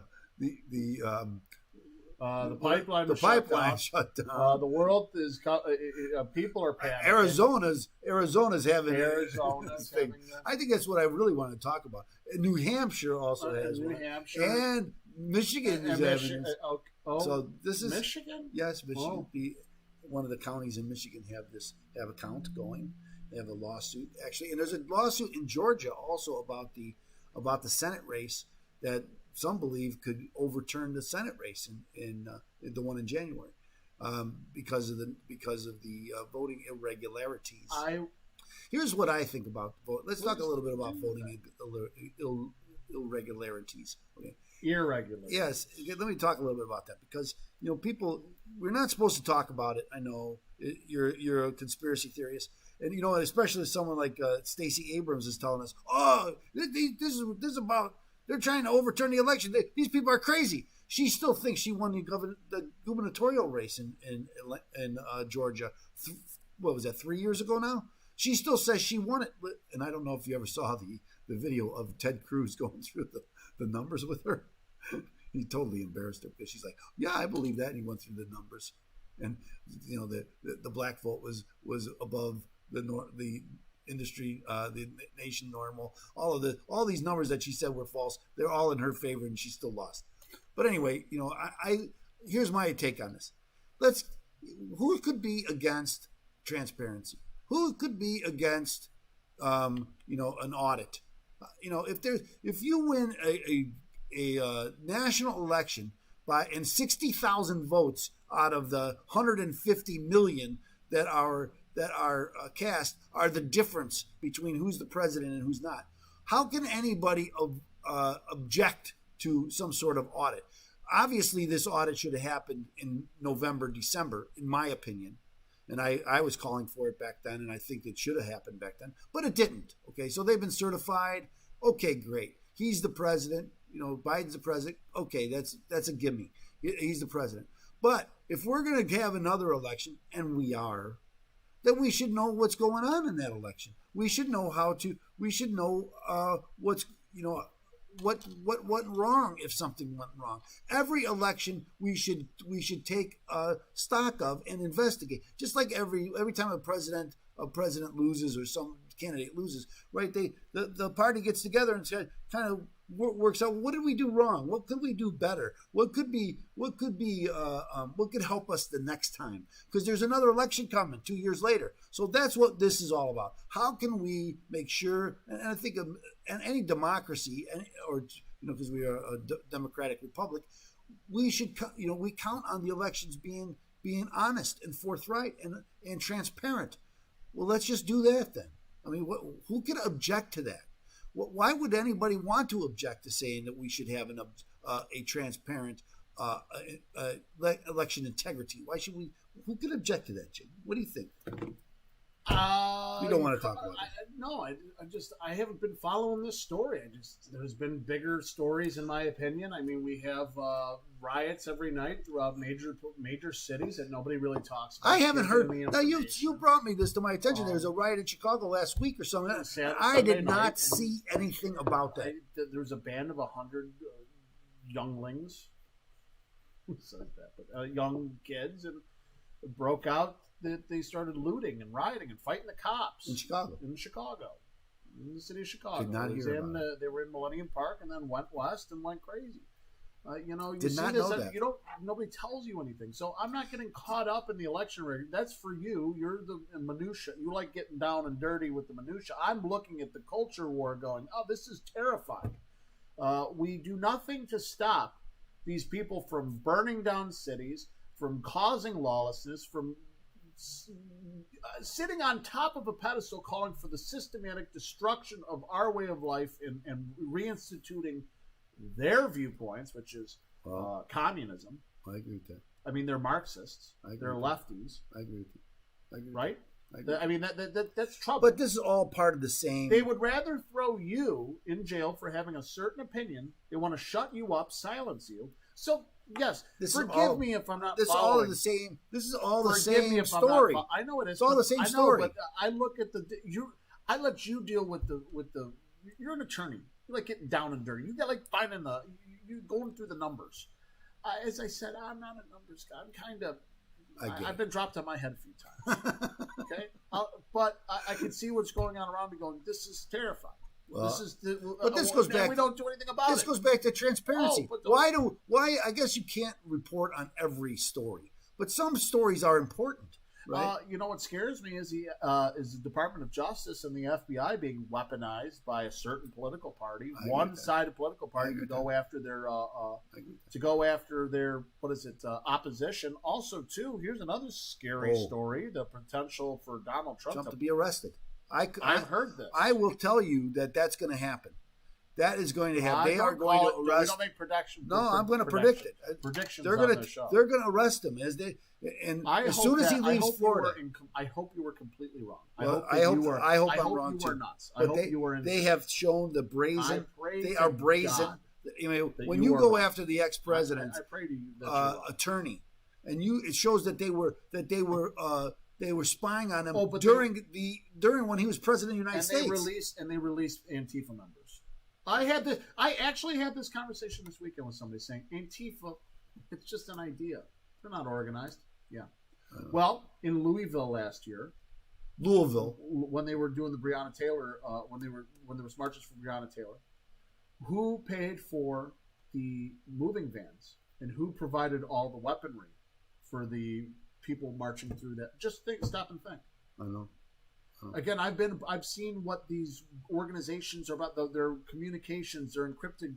It's don't think for a second. It's not organized. Anyway, we got a great show lined up for you today. I hate ending on that because I could go another 15, 20 minutes on that. But remember, what are we going to talk about next? We're going to talk about the IRS and cryptocurrency because we have a podcast now every Monday through Thursday on the Open Tax Advocates Facebook page. We talk about just this, tax issues with, and again, Open Tax Advocates sponsor the show. 312-664-6649 or visit chicagotaxteam.com. It's going to be your hub to help fight the IRS. We got a great show lined up for you today. So stay tuned. Don't be scared. Don't be worried. We got all the information you need. So you got to stay tuned right here on AM 560. The answer.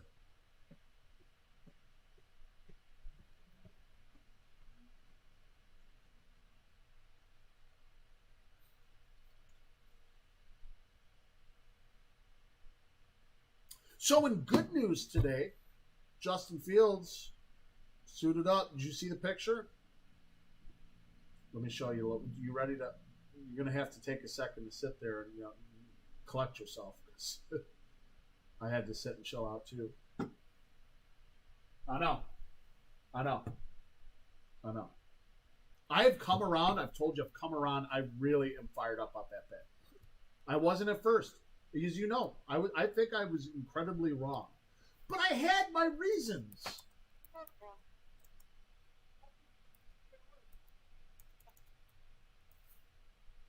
Yes, you're right. Do you start in week 1, though? I agree with you, but he's going to. He's going to start week 1. They need money. What do you mean? Oh, yeah, they always do. But no, that's how it always is, though, especially when it starts out early. You get people jumping in, trying to get it. Anyway, the point of the matter is, I get that. That first night, LA needs cash. They have $1 billion new stadium that nobody sat in last year. He ain't going to. You know who's going to be? Justin Fields going to bring it because the NFL's going to sit there and go, yo. Would you call? I know. Would you call? Well, wait. What if he earns it? Would they be Coinbase customers? Coinbase patrons? No. You use because you have an account holder. Here's account holder. So the IRS goes after Coinbase account holders. But that's too old. That's too.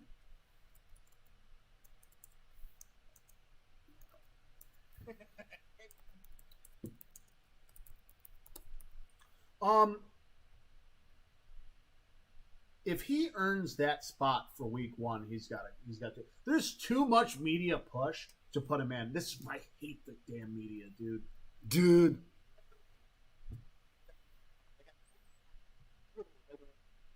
Betting. Okay. I don't care. About I'm that next. We're not getting them to so it for me, and then you might have. Yeah, I'm starting. Oh, I have a better chance of starting over you. I agree. I agree.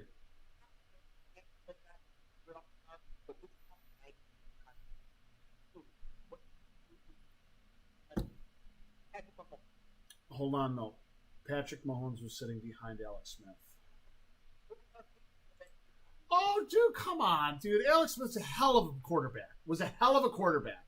He was a hell of a quarterback. Oh, so we're going to put Alex. Okay, Andy Dalton is Alex Smith.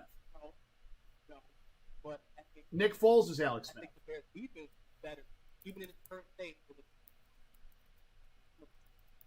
This is true. Up and down. Mitch Trubisky did have that vaunted Bears defense, and see how that got you. Are we sure that Mitch is better than Andy Dalton? I would rather. What did we say when we signed Andy Dalton? I said that I'd rather have Mitch Trubisky. No, I was just. That was what they were talking about. That was going to be the quarterback. We didn't think they were going to be ready. Yeah.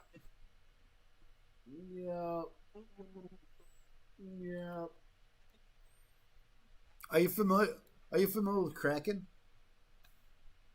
With Kraken, they're a competitor with Coinbase.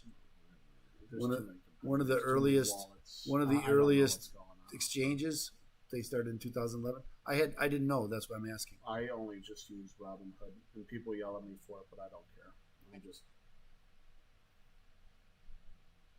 Where are you transferring to? Yeah, I probably should do the same, but I don't know if you get the Bitcoin. You know what I'm saying?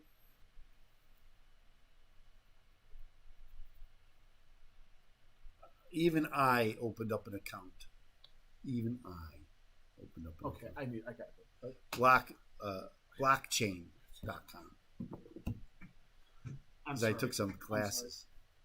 When I get back, we'll rock and roll. Okay, so I learned about, and this is something that I really didn't understand, that now I do, about mining, crypto mining. I did not know. I did not understand what that was. I think a lot of people believe that crypto mining is like panning for gold, right? You go and you go look and you find it, and then you got cryptocurrency.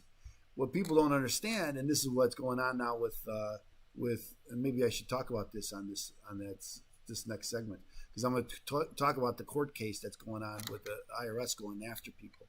But and this is a big part of this, because people are mining this cryptocurrency. And why did it kind of surprises me. Now, you were talking a little bit about this, about Elon Musk backing off of the Bitcoin because they use too much energy. It's like, what kind of cars does he have? I thought they were electric cars. It's well, they use electricity, which uses coal, which is the worst part. How do you charge one of your vehicles? Yeah, I mean, what are you talking about? And they use more. There's more energy is used than Egypt uses. It's all. So what? Oh, lithium is much more. Yes, I agree. And that it's not even the drilling. It's not even the drilling. It's disposal. Now we're talking about what do you do with it after you're finished with it. Well, we're gonna learn how to recycle it, but you don't know how to recycle it. And there's a limited supply. If we wanted to go replace every one of these cars with there's not enough lithium in the world to do that. So if that's the answer, does that mean that nobody's going to have a vehicle? I don't know. Jimmy's calling me. Hey, Jim. How are you? What's up? Could you open the side door for Jim? I'm on this camera, and so I don't want to get off it. So Jollyette Josh will be right there. Okay, bye. Anyway, we were having this discussion, and we'll have it back when we're joined. And that's what we're going to talk about this next segment. We're going to talk about crypto. In the next segment, I'll talk about mining, and how is that taxed? If you mine, how is that taxed? And then we'll talk about the IRS going after. What are they doing? We talked about the cryptocurrency and how they call it virtual currency, and how it's the first question on the 1099 on your 1040 2020 1040 form. First question about virtual currency is right there. And so we're going to talk a little bit about that. But then now the IRS going after all of these exchanges, issuing what they call John Doe subpoenas and asking for all information about all account holders. Didn't they have a show called John Doe on Fox 24? They probably did. Fox 32? They probably did. John Doe has always been the alias.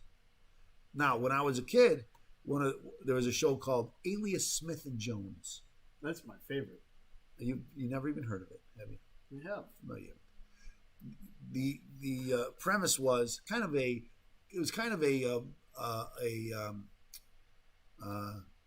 what's that movie they did with Paul Newman and Robert Redford? Butch Cassidy and the Sundance Kid. It was kind of like that. They were innocent, but they were already. What but they was had with the 70s? Proven guilty. So they were in the West, and they were alias Smith and Jones. It's kind of like, they went from town to town and tried to do good to get their name back. If anybody knew who they were, then they would get them. They would always have to flee because. So I got to quit. What was with the set? I watched McClintock the other day. That was not a. It was in Chicago. It's in Chicago. No. Yeah. Oh, not McClintock. That's Brannigan. That was kind of. No, but what is with McClintock? The whiskey. Yeah. What is with the 70s and that like weird turn of the century writing? It's like. It's just like when I see the 70s, there's a lot of themes in movies that I see where it's like, we're turn of the century, and they have like the bubble lettering, and it's just like like Six Flags had that where it was like, I don't know what you're talking about, really, but the American Eagle ride's got the bubble lettering. It's like, yeah, it's a roaring 20s. See, it's the 1910s. We're back. It's the 70s because it was the. Did you watch the? It was the centennial or the bicentennial. Did you watch the 1988 Cubs game the other night? Right, and you see the graphics that they had for balls and strikes and all that.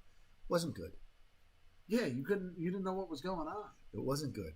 It's like listening to Pat Hughes on the radio. It's like, Pat, what is the ball? What is the count, brother?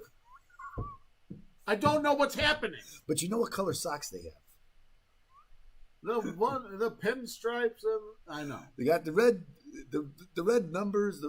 I like Pat Hughes. I love Pat Hughes. But Pat Hughes was really created and was the killer that he was. When I mean in broadcasting, Ron Santo. It was Ron Santo. Yes. That's where like the Pat and Ron was a that kind of combo. It kind of still is part of his shtick. Is that Ron? He was Ron's partner. Got Ron DeSantis or whatever his name is. No, it's Ron Coomer. Coomer. Hey, partner. And you're like, no. Oh yeah, that's right, Ron. He's got the same number. So as I said, I haven't really been watching a lot of baseball, and I'm nobody loves baseball more than me. But the other night I was on Marquee Network, and I was watching. They had the top 10 home runs, or all the countdowns, and I started watching all that. And I'm thinking, awesome. And now, as you know, Jim, awesome. I was at many of those games, yeah, I know. And so when they start going through the countdown, I'm like, oh, I remember that 1984. I was at a lot of games. I didn't have season tickets in 1984. I didn't get my season tickets until 1992. But in 1984, I went to a lot of games out there in the bleachers. That's when the bleachers were the bleachers. Yeah. They were so much fun back then. I had a problem with the bleachers. Then it was when you got a family of four sitting in the left field bleachers. We didn't have. That's not acceptable. We didn't have families of four because when I was in that 1984, I lived in Evanston.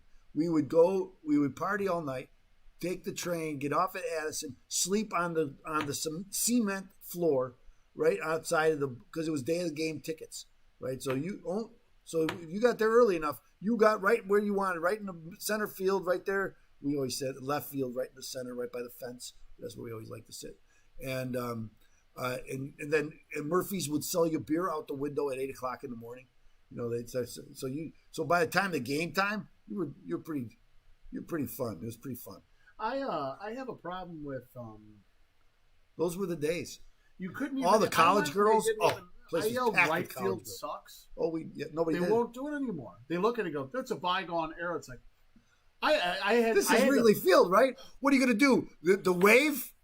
You can't say You have to like right field I'm sucks. gasping. I'm like, The right field sucks. Left that's field for when sucks. teams suck. It's like, No, it isn't. we suck now.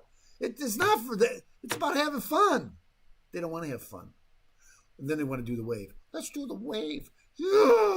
We don't wave at Wrigley.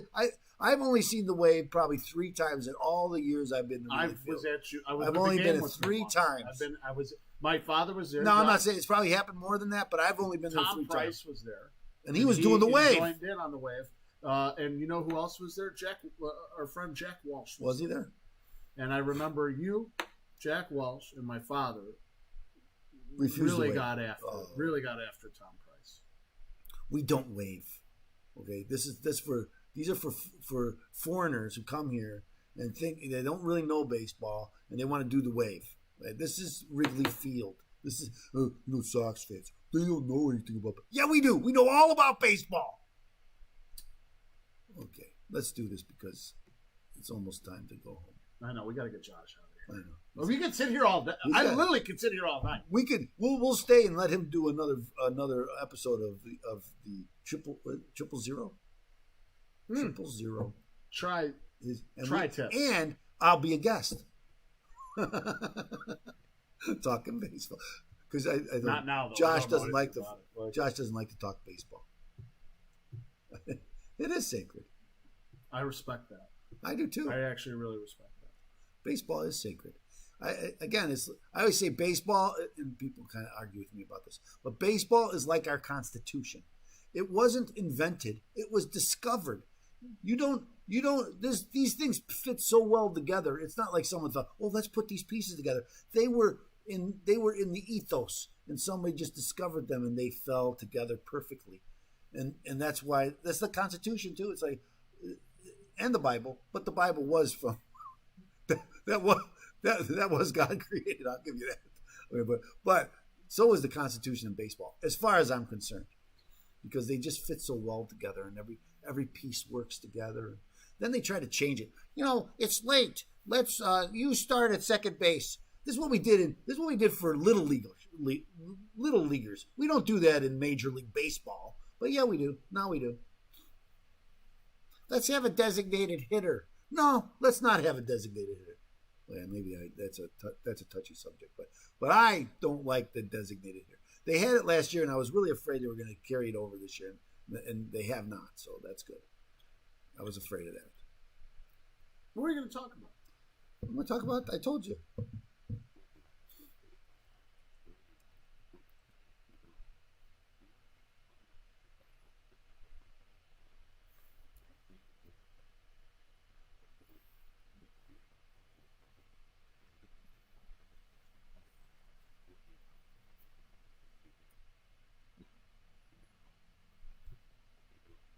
Here, I am the tax man, even though this isn't the segment for the tax man. Whoa. But that's fine. We'll do I'm the tax man. It's true. We'll do it twice. I understand. No. We're rocking because I am the tax man, and I'm going to talk about taxes. Whoa. And but first, before I start talking about taxes and the blog segment, I'm going to talk about. First, I want to tell you that we have a podcast, Jim and I, called the Call to Action. We air it every night at 6 o'clock, but you don't have to be there at 6 o'clock. Go there anytime to watchtalkradio.com. It's going to be up there every day, and you can watch that episode and any other episode. This episode is going to be on Watch Talk Radio, so you can see watchtalkradio.com.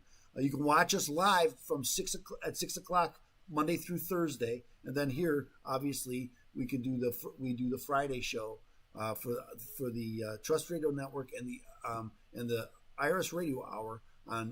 We broadcast that on Friday afternoon. So you just mentioned the other show. Last night we had attorney Dave Schwaner. Yes. On. In that show, the Trust Radio Network, we introduced you, the audience, our listeners, the wonderful listeners of AM 560. The answer, to professionals you can trust when making important decisions. And I think there's no more important decision to rely on. That's right. And then, what attorney am I going to get if I get injured? If I get injured, That's important because again, that's when you really are looking for someone to help you, because you're going to be hit with a bunch of medical bills. That's right. And you're going to be trapped with them. And if you don't get the right attorney, you're going to be caught with them, and you're not going to be compensated for your injury. And one thing that all lawyers know, when there's a wrong, there's a remedy. Okay, so that's what Dave Schwaner helps people get, a remedy for a wrong, and he helps people do that. And I think it's terrific. Without further ado,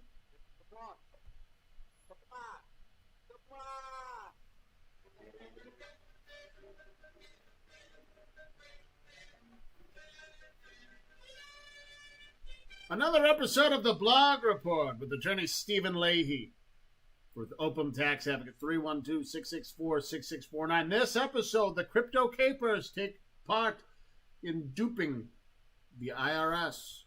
That's very good, Jim, and I wouldn't have thought about that myself, but that's very good because that's what we're going to talk about. We're going to talk about cryptocurrency and the IRS, and we've talked about that before on this show. But now, what's going on? First, I want to talk about I want to tell people that you may have heard of mining, cryptocurrency mining, and a lot of people don't know what that is. Okay, so is it out there that people are just searching? You hear that it takes a lot of energy to get to crypto mines. Like, what are they doing? Is it like gold mining where you just go look for a nugget of gold and then you find it and say, here it is? Yes, that is what it's like. It is not like that. There's gold in them hills. I did not know this, but it's right. Every time there's a transaction with cryptocurrency, that's what mining is. It's people helping the cryptocurrency blockchain. A blockchain is pieces of information, one after the other, that build this cryptocurrency.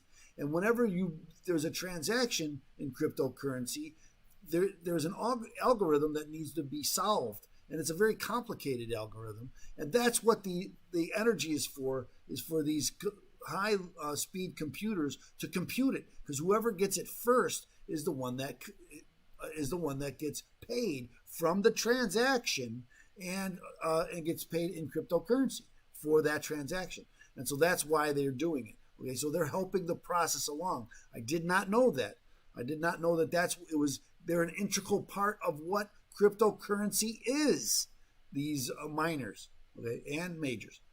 Okay, so, but anyway, I just wanted to explain that to people because I think a lot of people don't understand what that is. We keep hearing it. Now, if I'm mining cryptocurrency, well, this is not a capital gain. Now I'm taxed as income. That's income, right? And a lot of people are doing this, and they're not reporting it to the IRS. So there's a big case now about the IRS going after Kraken and Coinbase. These are two exchanges. These companies exchange cryptocurrencies, and they have accounts like a brokerage firm. So you open an account and you can buy and sell cryptocurrencies there.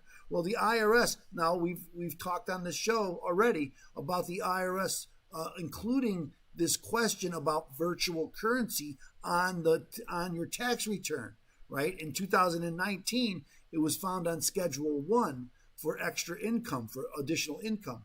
But a lot of people never even saw that, never even see that schedule. So a lot of people didn't answer the question. So this year, in 2020, the IRS moved that question to the first page of your 1040 tax return. So now everybody has to answer that question. Anybody who files taxes, and that's almost everybody, right? So, and they want to know right up front, have you been dealing with cryptocurrency? So, and they believe, the IRS believes, that they're being cheated. People aren't paying their fair share. As we always hear that term. They're not paying their fair share. And so what is the IRS doing? First, they're asking you that question under penalty of perjury, and they want you to answer it. But more than that, now they're going after these exchanges, the IRS is, and they're issuing what they call John Doe summons. A John Doe summons means they don't know who it is, but they want information about anybody on the exchange. So they're asking for their name, their taxpayer ID number, their date of birth, their physical address, their telephone number, their email address, all of that information. from the investors and what they reported on those accounts. What they're finding is that a lot of people are setting up fake accounts, or not. They're real accounts with fake people. Okay, so they're using these exchanges, and they're not giving the right information. So they created false identities, and the IRS believes that if you're using a false identity, you're much more likely to cheat on your taxes. So they want to know all about you. They want to know. So they say that there's more than 750 Coinbase taxpayers that are unknown to the IRS. The IRS got the information. They can't locate these people. They don't know who they are. And the proceeds of those accounts that they're looking for are over $100 million. Wow. So that's what they believe that they should be taxing that $100 million that the IRS feels they're not getting paid. So now let me tell you this. This is the first stage. They're not going to stop at these two exchanges. There's I don't know, I would say thousands of exchanges, right? There's lots of exchanges out there. Of cryptocurrency? Of cryptocurrency. Oh my God. So thousands? So there's lots and lots of millions. Billions. I don't know of different exchanges. No, there's not a billion. Of different exchange? Like, yes. What do you mean? Like Coinbase. Yeah. No, I mean like the transactions. No, not marketplaces like Coinbase, like Kraken, right? These are exchanges. So there's lots and lots of them, and expect the IRS to go after each and every one of them. As we talked about last week about the IRS asking banks now to report all income, everybody's banking information to the IRS every year. Here, I'm against that. Okay, I'm against this too. They shouldn't be able to just give some sort of John Doe subpoena and say, tell me about everybody. Tell me about everybody that's in this exchange. And that's where we are. Now people say, well, there are people cheating. We need to know. Well, there's people that aren't cheating and that you shouldn't need to know, right? Because there is such a thing as privacy, and there's such a thing as private property. And yes. Privacy? And there's such a thing, again, I'm against it. But this is what's happening. I could be against it all day long, but that doesn't matter. That's what's happening in this situation. We're going to find ourselves more and more into this. Cryptocurrency is here to stay. It's just a fact. You're going to be the cryptocurrency attorney. If you have a problem with your taxes in cryptocurrency, if you're trading cryptocurrency, you should probably get a lawyer or a tax professional who understands cryptocurrency, and not a lot of them do. I can see a lot of old guys like me don't understand it. Okay, I understand it. I can help you. Again, because I'm an IT guy, and that's another thing I realized how much it's really a networking thing. Cryptocurrency. It's all about information technology. I have a master's degree in information technology law. I don't know if you know that. And you also have, what are the other awards that you won in college that you don't even talk about? Those are Cali Awards. He's got Cali Awards. Anyway, Open Tax Advocates. That's true. I do. 6 of them. 312-664-6649 and visit ChicagoTaxTeam.com. It's going to be your hub to fight the IRS. Stay tuned, ladies and gentlemen. We'll be right back here on AM 560. The Answer.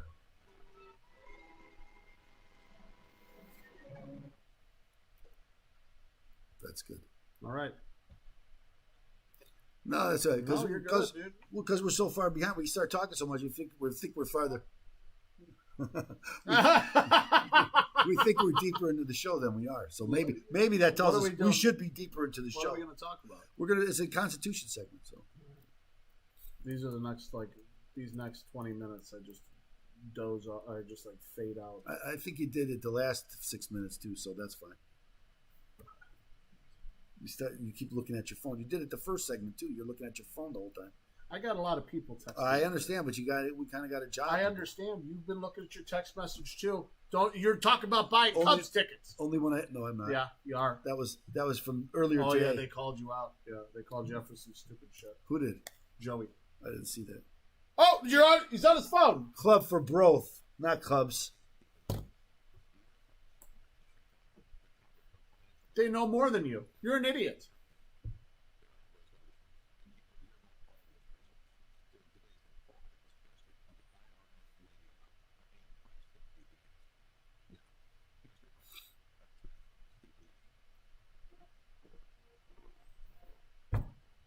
From 1788 until the end of time, We, the people, make a resolution to defend the Constitution. We're not going to sit and listen to you bad mouth the United States of America. So let liberty, justice, and freedom reign. It's the Constitution segment. Our Constitution was adopted in which we, the people, tell the government what it is allowed to do. Well, welcome to this Constitution segment. I am your host. I'm Attorney Stephen Leahy. We're here with Joliet Josh, our technical producer. My co-host is Jim Leahy. Is that right, Jim? That is true. And this is a Constitution segment where Attorney Stephen Leahy reads constitutional law. I don't actually read it. I talk about it. And you know it's really about. I'm going to talk a little bit about the First Amendment, okay? Because these are big cases that are coming up in the Supreme Court. There was just one recent case, really about freedom of speech on the campuses. Right. This is big. It's one of the integral objections that people have recently about the stifling of conservative ideas on college campus. Right. I mean, they cancel so many Ben Shapiro because Ben Shapiro's a radical. I don't know if you ever listened to Ben Shapiro, but he's not a radical, okay, in my opinion. And so this is what's going on in college campuses. But the courts, colleges have always tried to limit where students can talk, what they can say, and especially when it comes to state schools. Right? Private schools are one thing, but the state schools are another. Because they're run by the state, they have certain obligations to recognize the First Amendment. There's a big case that just came through it was 8-1, and the only objector to the free speech case was Justice Roberts. Right. So even the far left justices have joined in this opinion, but Justice Roberts decided not to join this opinion. And this opinion, again, had to do with students on a college campus. After they brought the suit, so they sued the school, and they said, hey, they were trying to limit where they could talk and what they can say, and they were arrested and they were shut down, and they brought this case against the school. After they brought the case against the school, knowing they were wrong, changed their rules. Okay, so then they said, well, wait a minute, now that case got to go away because there's not, it's moot now. We've changed our rules. What are you objecting to? There's nothing you should be objecting to. But the court said, wait a minute. And this kind of goes back to what we were talking about with our friend Dave Schwaner, right? Where there's a wrong, there should be a remedy, right? And these students were wrong. They were prohibited from their free speech. And just because you changed your rules doesn't mean you didn't violate my First Amendment rights. And that's what that case was about. Justice Roberts said, well, it doesn't matter now. They changed the rules. You shouldn't be able to come to, because you're not showing any harm. And the other 8 justices said, wait, there was harm. Anytime your First Amendment rights are violated, there's harm. It's not always a monetary harm, right? I can't show you that it cost me any money, but my civil rights were violated. And it happens every time you violate my civil rights. There's a harm done. It's not always monetary. It can be, but it's enough for me to take you to court and have you at least pay my legal fees, right? And so that's what happened here in this case. I don't understand Justice Roberts taking the tack that he did. As we know, Justice Roberts kind of evolved, like many of these justices do as they're there. They evolve to their opinions kind of change over time, become much more malleable. I think they're just wrong, in my opinion. Objection. Yeah, well, I get it. But anyway, this is, again, our First Amendment, it should be, I just read this article today about Larry Flint. Like Flint. No, Larry Flint was the Hustler magazine publisher who was a cad and a pornographer and all of these bad things. But the one thing that he did was he insisted that his First Amendment be protected. And it was. And he brought this case, Jerry Falwell brought a case against him because he did a parody about his mother, him and his mother. and it was disgusting. And it was, but Larry Flint won that case in the Supreme Court for First Amendment rights. So our First Amendment should be protected at all costs, and I think Judge Roberts was wrong about that. So but that's this Constitution segment today. That's what I wanted to talk Sponsored about. by Hustler. No, Open Tax Advocates is here for you, ladies and gentlemen. 312-664-6649 and visit ChicagoTaxTeam.com. It's going to be your hub to fight the IRS. Are those magazines even out anymore? Valid anymore? No, but I tell you, he made a ton of money at the one time. He was the smut master of the world. Icky. That's caca, as we say in France. Listen, ladies and gentlemen, we will be right back. I got to go to commercial break. I don't want to, but Open Tax. Thanks again for being a sponsor of the show. Yes. We'll be right back here on AM 560. The answer.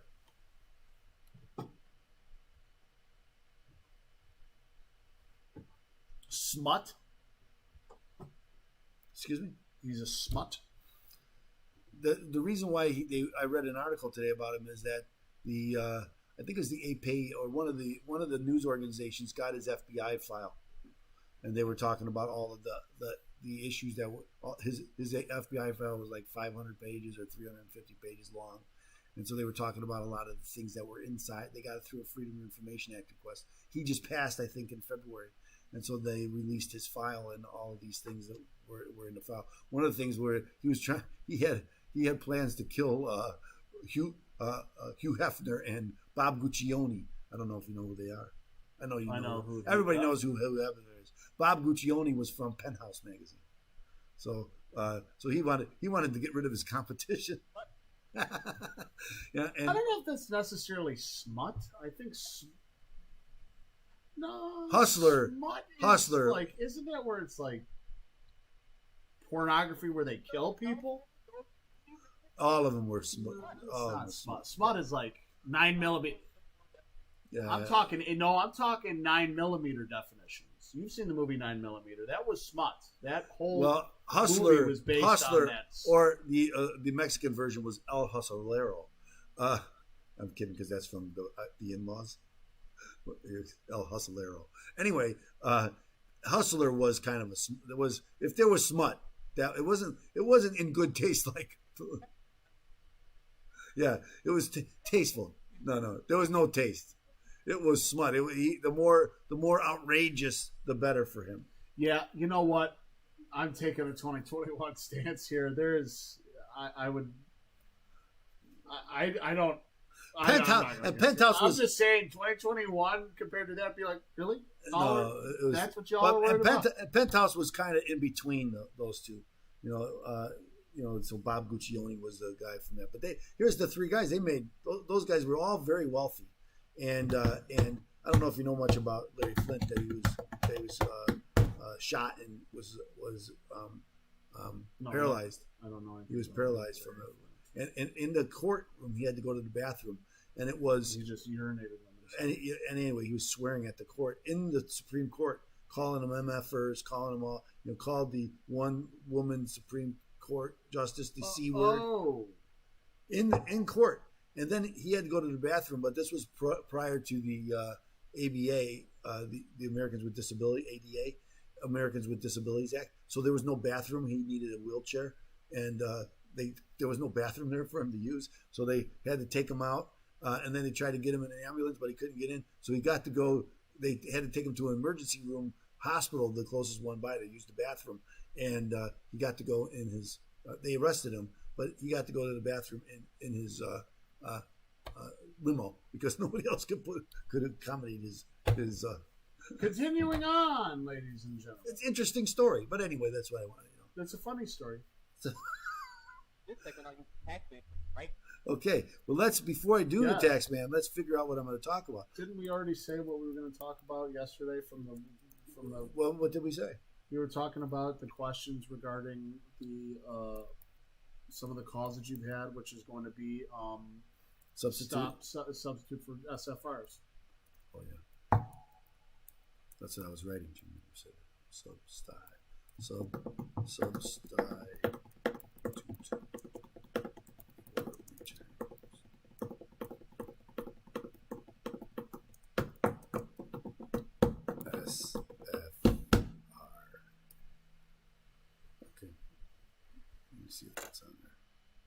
Can there be a Supreme Court case about the buses?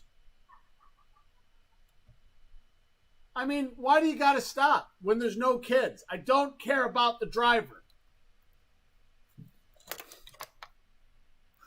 Do all buses, school buses have to stop, but do all buses stop? I don't know. I think I've been behind tour buses that blow right past. Then it's only school buses. I care about Tim McGraw. Do you? Tim McGraw. David, I was going to say Kiss. I was going to say Aerosmith. I was going to say ZZ Top. I was going to say any band that drives in a freaking tour bus. Do they stop at the bus stop? Does he have to open up his door while everybody's partying in the back? I don't think it's a constant party, though. No. Like, I know for a fact I would have never survived with Motley Crue. I would have died the first day. The fact that you would have died in heaven. Well, there's a lot of girls. He's right about that. I don't think I'm getting the girls. Oh, if you're with Motley Crue, you're getting the girls. No, because they're going to be like, those are mine, and that's mine, and that's well, mine. Well, then you're not with Motley Crue. No, okay, so okay, they share. If you're with them, then they like you. Then they're sharing with you, and you're with them. I'm not in the band. I'm just with the band. Were you with the band? Yeah, I'm with the band. You're in the band. Nah, I'm the drummer. Nobody knows. Nobody knows what the drummer looks like. Okay, I keyboard. I play a little keyboard in the background. What's his? Who's the drummer for? I don't know. Tommy. But even if you know, shut up! You do know. It's not Tommy Lee Jones. It's Tommy. Oh my God! I'm. Like, even if you know who did the tape with the Well Endowed Woman? I don't know. Tommy Lee. No, I understand it, but let's face it. It's like a lot of girls when they loved when the Hawks were winning. Oh no! I mean, he had. Yeah. Okay, so Pam Anderson. Okay, that's not. Okay. Anyway, now I forgot what I was going to say. She has stolen my. I'm remembering back to the 90s. Baywatch. I never watched Baywatch, but I did watch the beginning of Baywatch with her running down the beach. What's the guy's name? Oh, David Hasselhoff. He was big in France, you know. He sang a lot of albums. Or Germany. He was big. What is it? No, is it really? He did a song for the movie Kung Fu or Kung. He was huge in Kung Germany. Fury. Kung Fury. Yeah, I mean, he was big here. He did these big movies, but he was big there. He's like kind of like Jerry Lewis in France, exactly. Look, Jerry Lewis. He's so funny. He's quite a joke, huh? The Americans, they don't think it's funny. I think he is funny. It's like do that. Fall down like that again. Yeah, that's Je ne sais pas.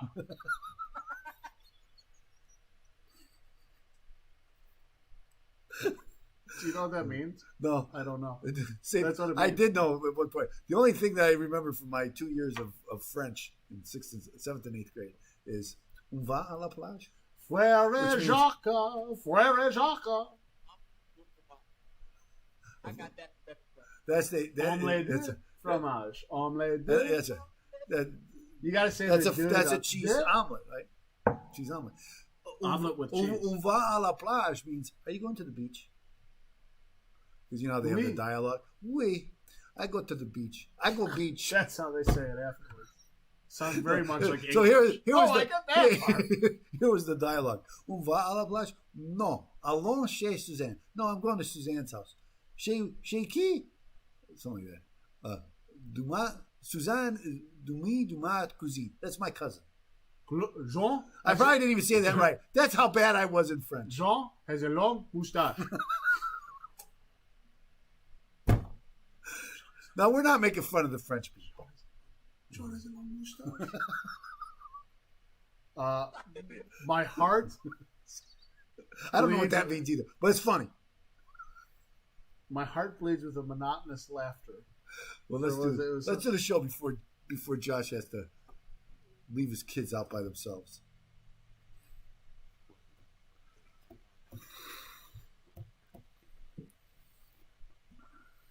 Thousands.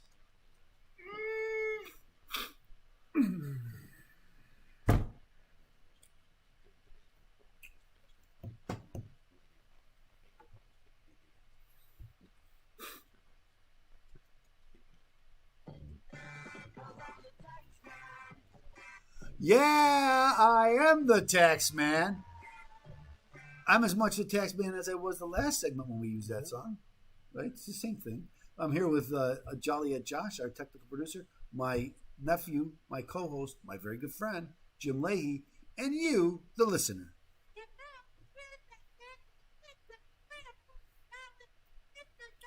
That's right, ladies and gentlemen. Mr. Know-It-All, the same guy that's on the Call to Action podcast every Monday through Thursday from 6 p.m. The call to action is a call to action for people to take action now. Take your life in your own hands. Yes, we all have had these financial problems. I get it.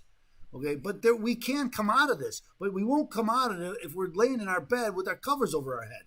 Okay? We have to take action. And so much is going on in this world now, and it seems like it's all out of control, and there's nothing we can do about it, and so we're just going to let it happen. Let's not do that. Let's take action. I'm calling all of you to action. Let's take control of our lives and our country.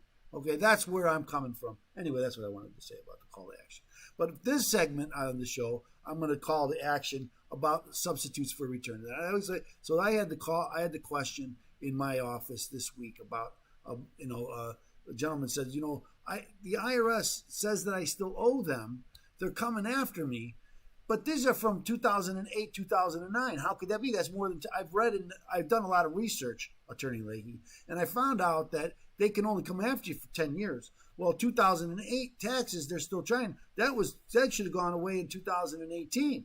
And then the other 2009 should have gone away in 2019. And now here we are in 2021. They're still saying I owe. How can that be? So here's what happened. First, this gentleman did not file his tax returns. And when you don't, first, and I go back to first, is in 2008, your taxes aren't due until 2009. So 10 years would be 2019 for 2008 taxes, if all goes according to plan. What happens is that when you don't file your tax return, right? So it's due in 2019 for 2008. And then the IRS starts asking you, hey, file your tax return. And you don't. It took them longer then than it does now. I see many people now might be even 1 year or 2 years later that the IRS is filing a substitute for return for them so they can start collecting. So here's why they do it. In order for the IRS to come after you to collect a tax, there has to be a tax assessed. Well, if I don't file my tax return, there hasn't been a tax assessed, and so they can't collect it against me. And so now the IRS says, well, if you won't file your tax return so we can assess a tax against you and collect it, we'll file one for you. And a lot of people say, well, that's good. I don't do my own tax return, so I'll let the IRS do it for me. No, it's not good. It's not a service. It's a penalty, right? So they will prepare your tax return for you, and inevitably, this tax return will be exaggeration of what you owe. They won't give you any deductions or any exemptions, so they will maximize the tax that you have. Because remember now, when you're working, many people getting a 1099 from your business or for some customers, they know what you're making, right? And so they'll use that information and then file this tax return for you.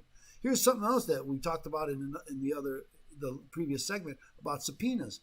The IRS uses subpoenas too. So if you don't have any 1099s and you're running a business, well, how is the IRS going to know what I make? They'll subpoena your bank records, and they'll look at every deposit, and they'll call every deposit you made income, and then they will use that. And I've seen it many times. And then they'll use that number that they calculate from your financial records and say, this is your income. This is what you owe on it. Now, if you're a business, you probably had deductions, expenses, but the IRS won't give you any expenses. They'll just look at that big number and they'll say, this is what the tax is. Okay, so and that might happen 2, 3, 4, 5 years later. So now, instead of being due in 2019, which would be, the tax would be the 10 years, the 10 years won't expire for 5, 6, 7 years after that. And that's why you can owe the IRS for this money from way more than 10 years ago, and they can still be collecting it. And there's other ways that they could do that. But so that's why generally my advice to people, even if you file your tax return on time, even if you're going to owe, even if you can't pay them, file the tax return on time, because it starts the statute of limitations. And this is what they call the CSED, the collection statute expiration date. It begins the day the tax is assessed. If they don't assess the tax against me for five years, well, I'm just giving the IRS 5 more years to come after me. That doesn't make any sense, right? So that's my advice to people.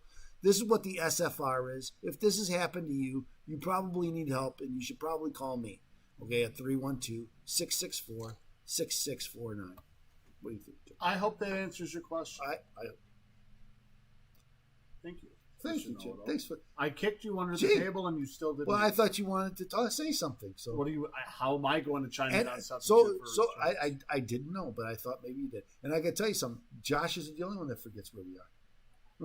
Open Tax Advocates is there for you. 312-664-6649. Or visit ChicagoTaxTeam.com. It's going to be your hub to help fight the IRS.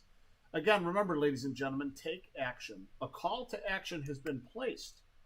Will you answer the call? Very good, Jim. Thank you. I just made that up right now. Right after Let's write that down. Well, I haven't recorded. Interrupted me. Anyway, we'll be right back here on AM 560. The answer.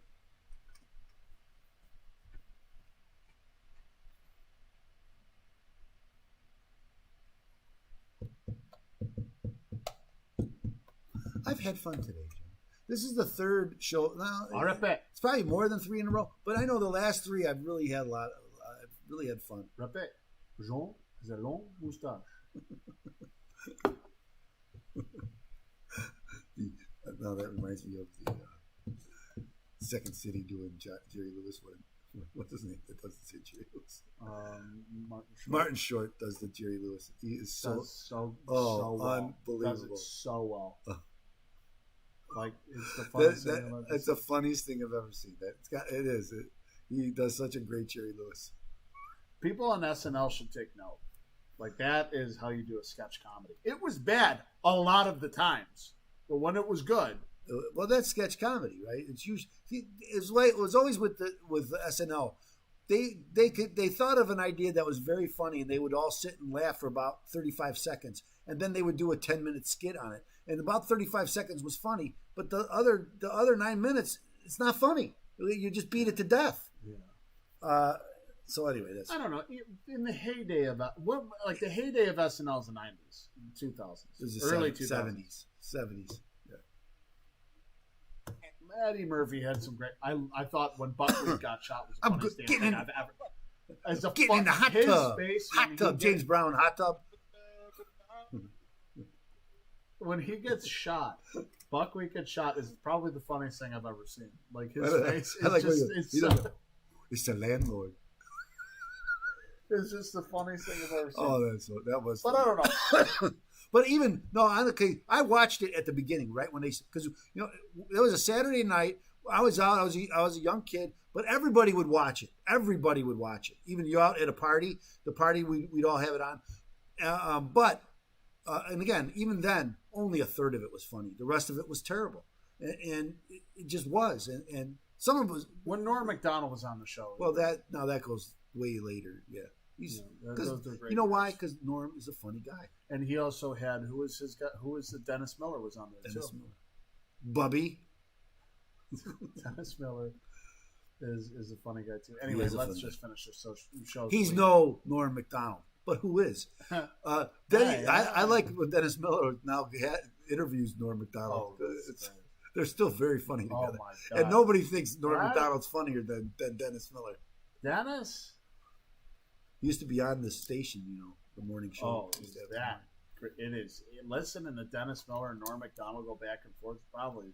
It's funny. I can listen to it all day. That's what I do. And sometimes you do. I don't watch. Well, let's go. I don't watch TV anymore. It's 15 minutes. Okay, I'll talk about this on the show.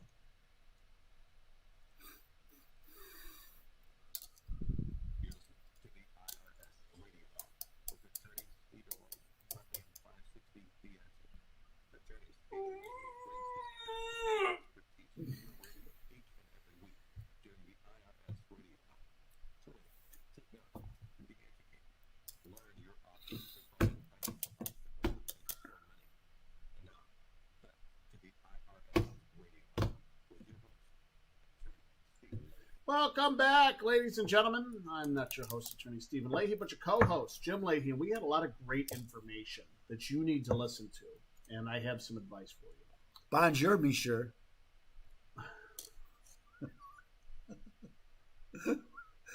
If you don't know what we're talking about, you can go to the IRS Radio, our Facebook page, and you can see the in-betweens. That was an on-running joke I'm an American. that nobody knows. Freedom fries, darn it. But we have a podcast called Call to Action every Monday through Thursday at 6 p.m. We're going to be talking about a lot of these issues that we're going to talk about on the radio show. Right? That's how a lot of this is going to be written on the shows through that. And we go a little bit more in depth because It's a podcast. You can do whatever you want on the podcast. So if you are interested, go look up Call to Action. It's going to be our Facebook page, or you can just follow Open Tax Advocates Facebook page because we broadcast there. I forgot what I was going to say. What were we going to say? Listen, it's been fun. I had a lot of fun today. We had attorney Dave Schwaner on last night for the Trust Radio Network. Trust Radio Network. Josh, what is the name of your podcast so everybody can follow? The Triple Zeros podcast actually just went live a couple of minutes ago. So what are you talking Wait about? a minute. You weren't doing that here while you were doing our show, were you? No, you could time that. That's it. I mean, you didn't. I'm just teasing a minute. I know you were. I want to listen. I have not heard I the show. haven't heard. Yes. What are you talking correct. In the NFL, this week we talked about the NFL, the schedule release, the big games I'm watching. NBA, what's the best book for Carmelo Anthony? Yeah, he made history by not winning for my fantasy. I just needed him to pull off a standard Russell Westbrook, just absolute killer game. I needed 50 points. He pulled in 31. That was the last game that I played. Yeah, but that's not Russell But Westbrook. 50 points. I mean, he was pulling what- in 67. Let's talk a little bit about the NBA because I am so. No. We're talking fantasy points. Okay. But let's talk about the NBA though, because and the points now that the NBA that's at the average game, the average point score has got to be. I remember when the Bulls, whenever they got over 101, you got the big you got the McDonald's, Big Mac. you got the Big Mac. It was huge, and now I don't know if there's a game that's under 100. Very few. And they did. That's true. Yeah, but you like seeing points on the board when it's two tough teams battling it out. That's what they don't understand. It's like watching the Harlem. Yeah, Globetrotters. if every time you touch the ball you score, it's like and then it's a three. I agree with you there. It's just crap. Because defense is such a big part of the game. Again, Michael Jordan. I want slam ball. So I'm going to talk about Michael because Michael Jordan, right? He not only was he a great offensive player, but he was an outstanding defensive player, and he took that. He took such good pride in his defensive play. I knew a guy who played slam ball and shattered his leg. Just shattered it. So that's probably why they don't do slam ball. Have you ever watched slam ball? No, I have not. You know what it is? No. Them playing on trampolines and then they're going out with the big dunks. Like that is. And where did that come from? And you can hit people like you can literally drop your shoulder into people. The quarter in between quarters at all the NBA games, they got the guys coming out doing that. That's probably where that came from. Right. Anyway, and that is amazing. That's amazing. Can I do my exit? Okay, go. Thanks everybody. Exit for tuning in. Open Tax having sponsor the show 312-664-6649. Tune in every Sunday. We go back to talking sports at this segment. I know. COVID's over. Oh, it is. Well, that's what I was told. That's for the next time. That's for the next show. 312-664-6649. Shalom Klein's next. He's going to take it away. He's going to get down to business. That's his show. Just stay tuned anyway, ladies and gentlemen. Thanks so much, and we'll catch you next week here on AM 560. The Answer.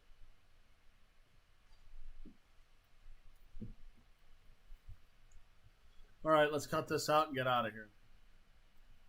Thanks, everybody. Talk to you later. Play the end. End.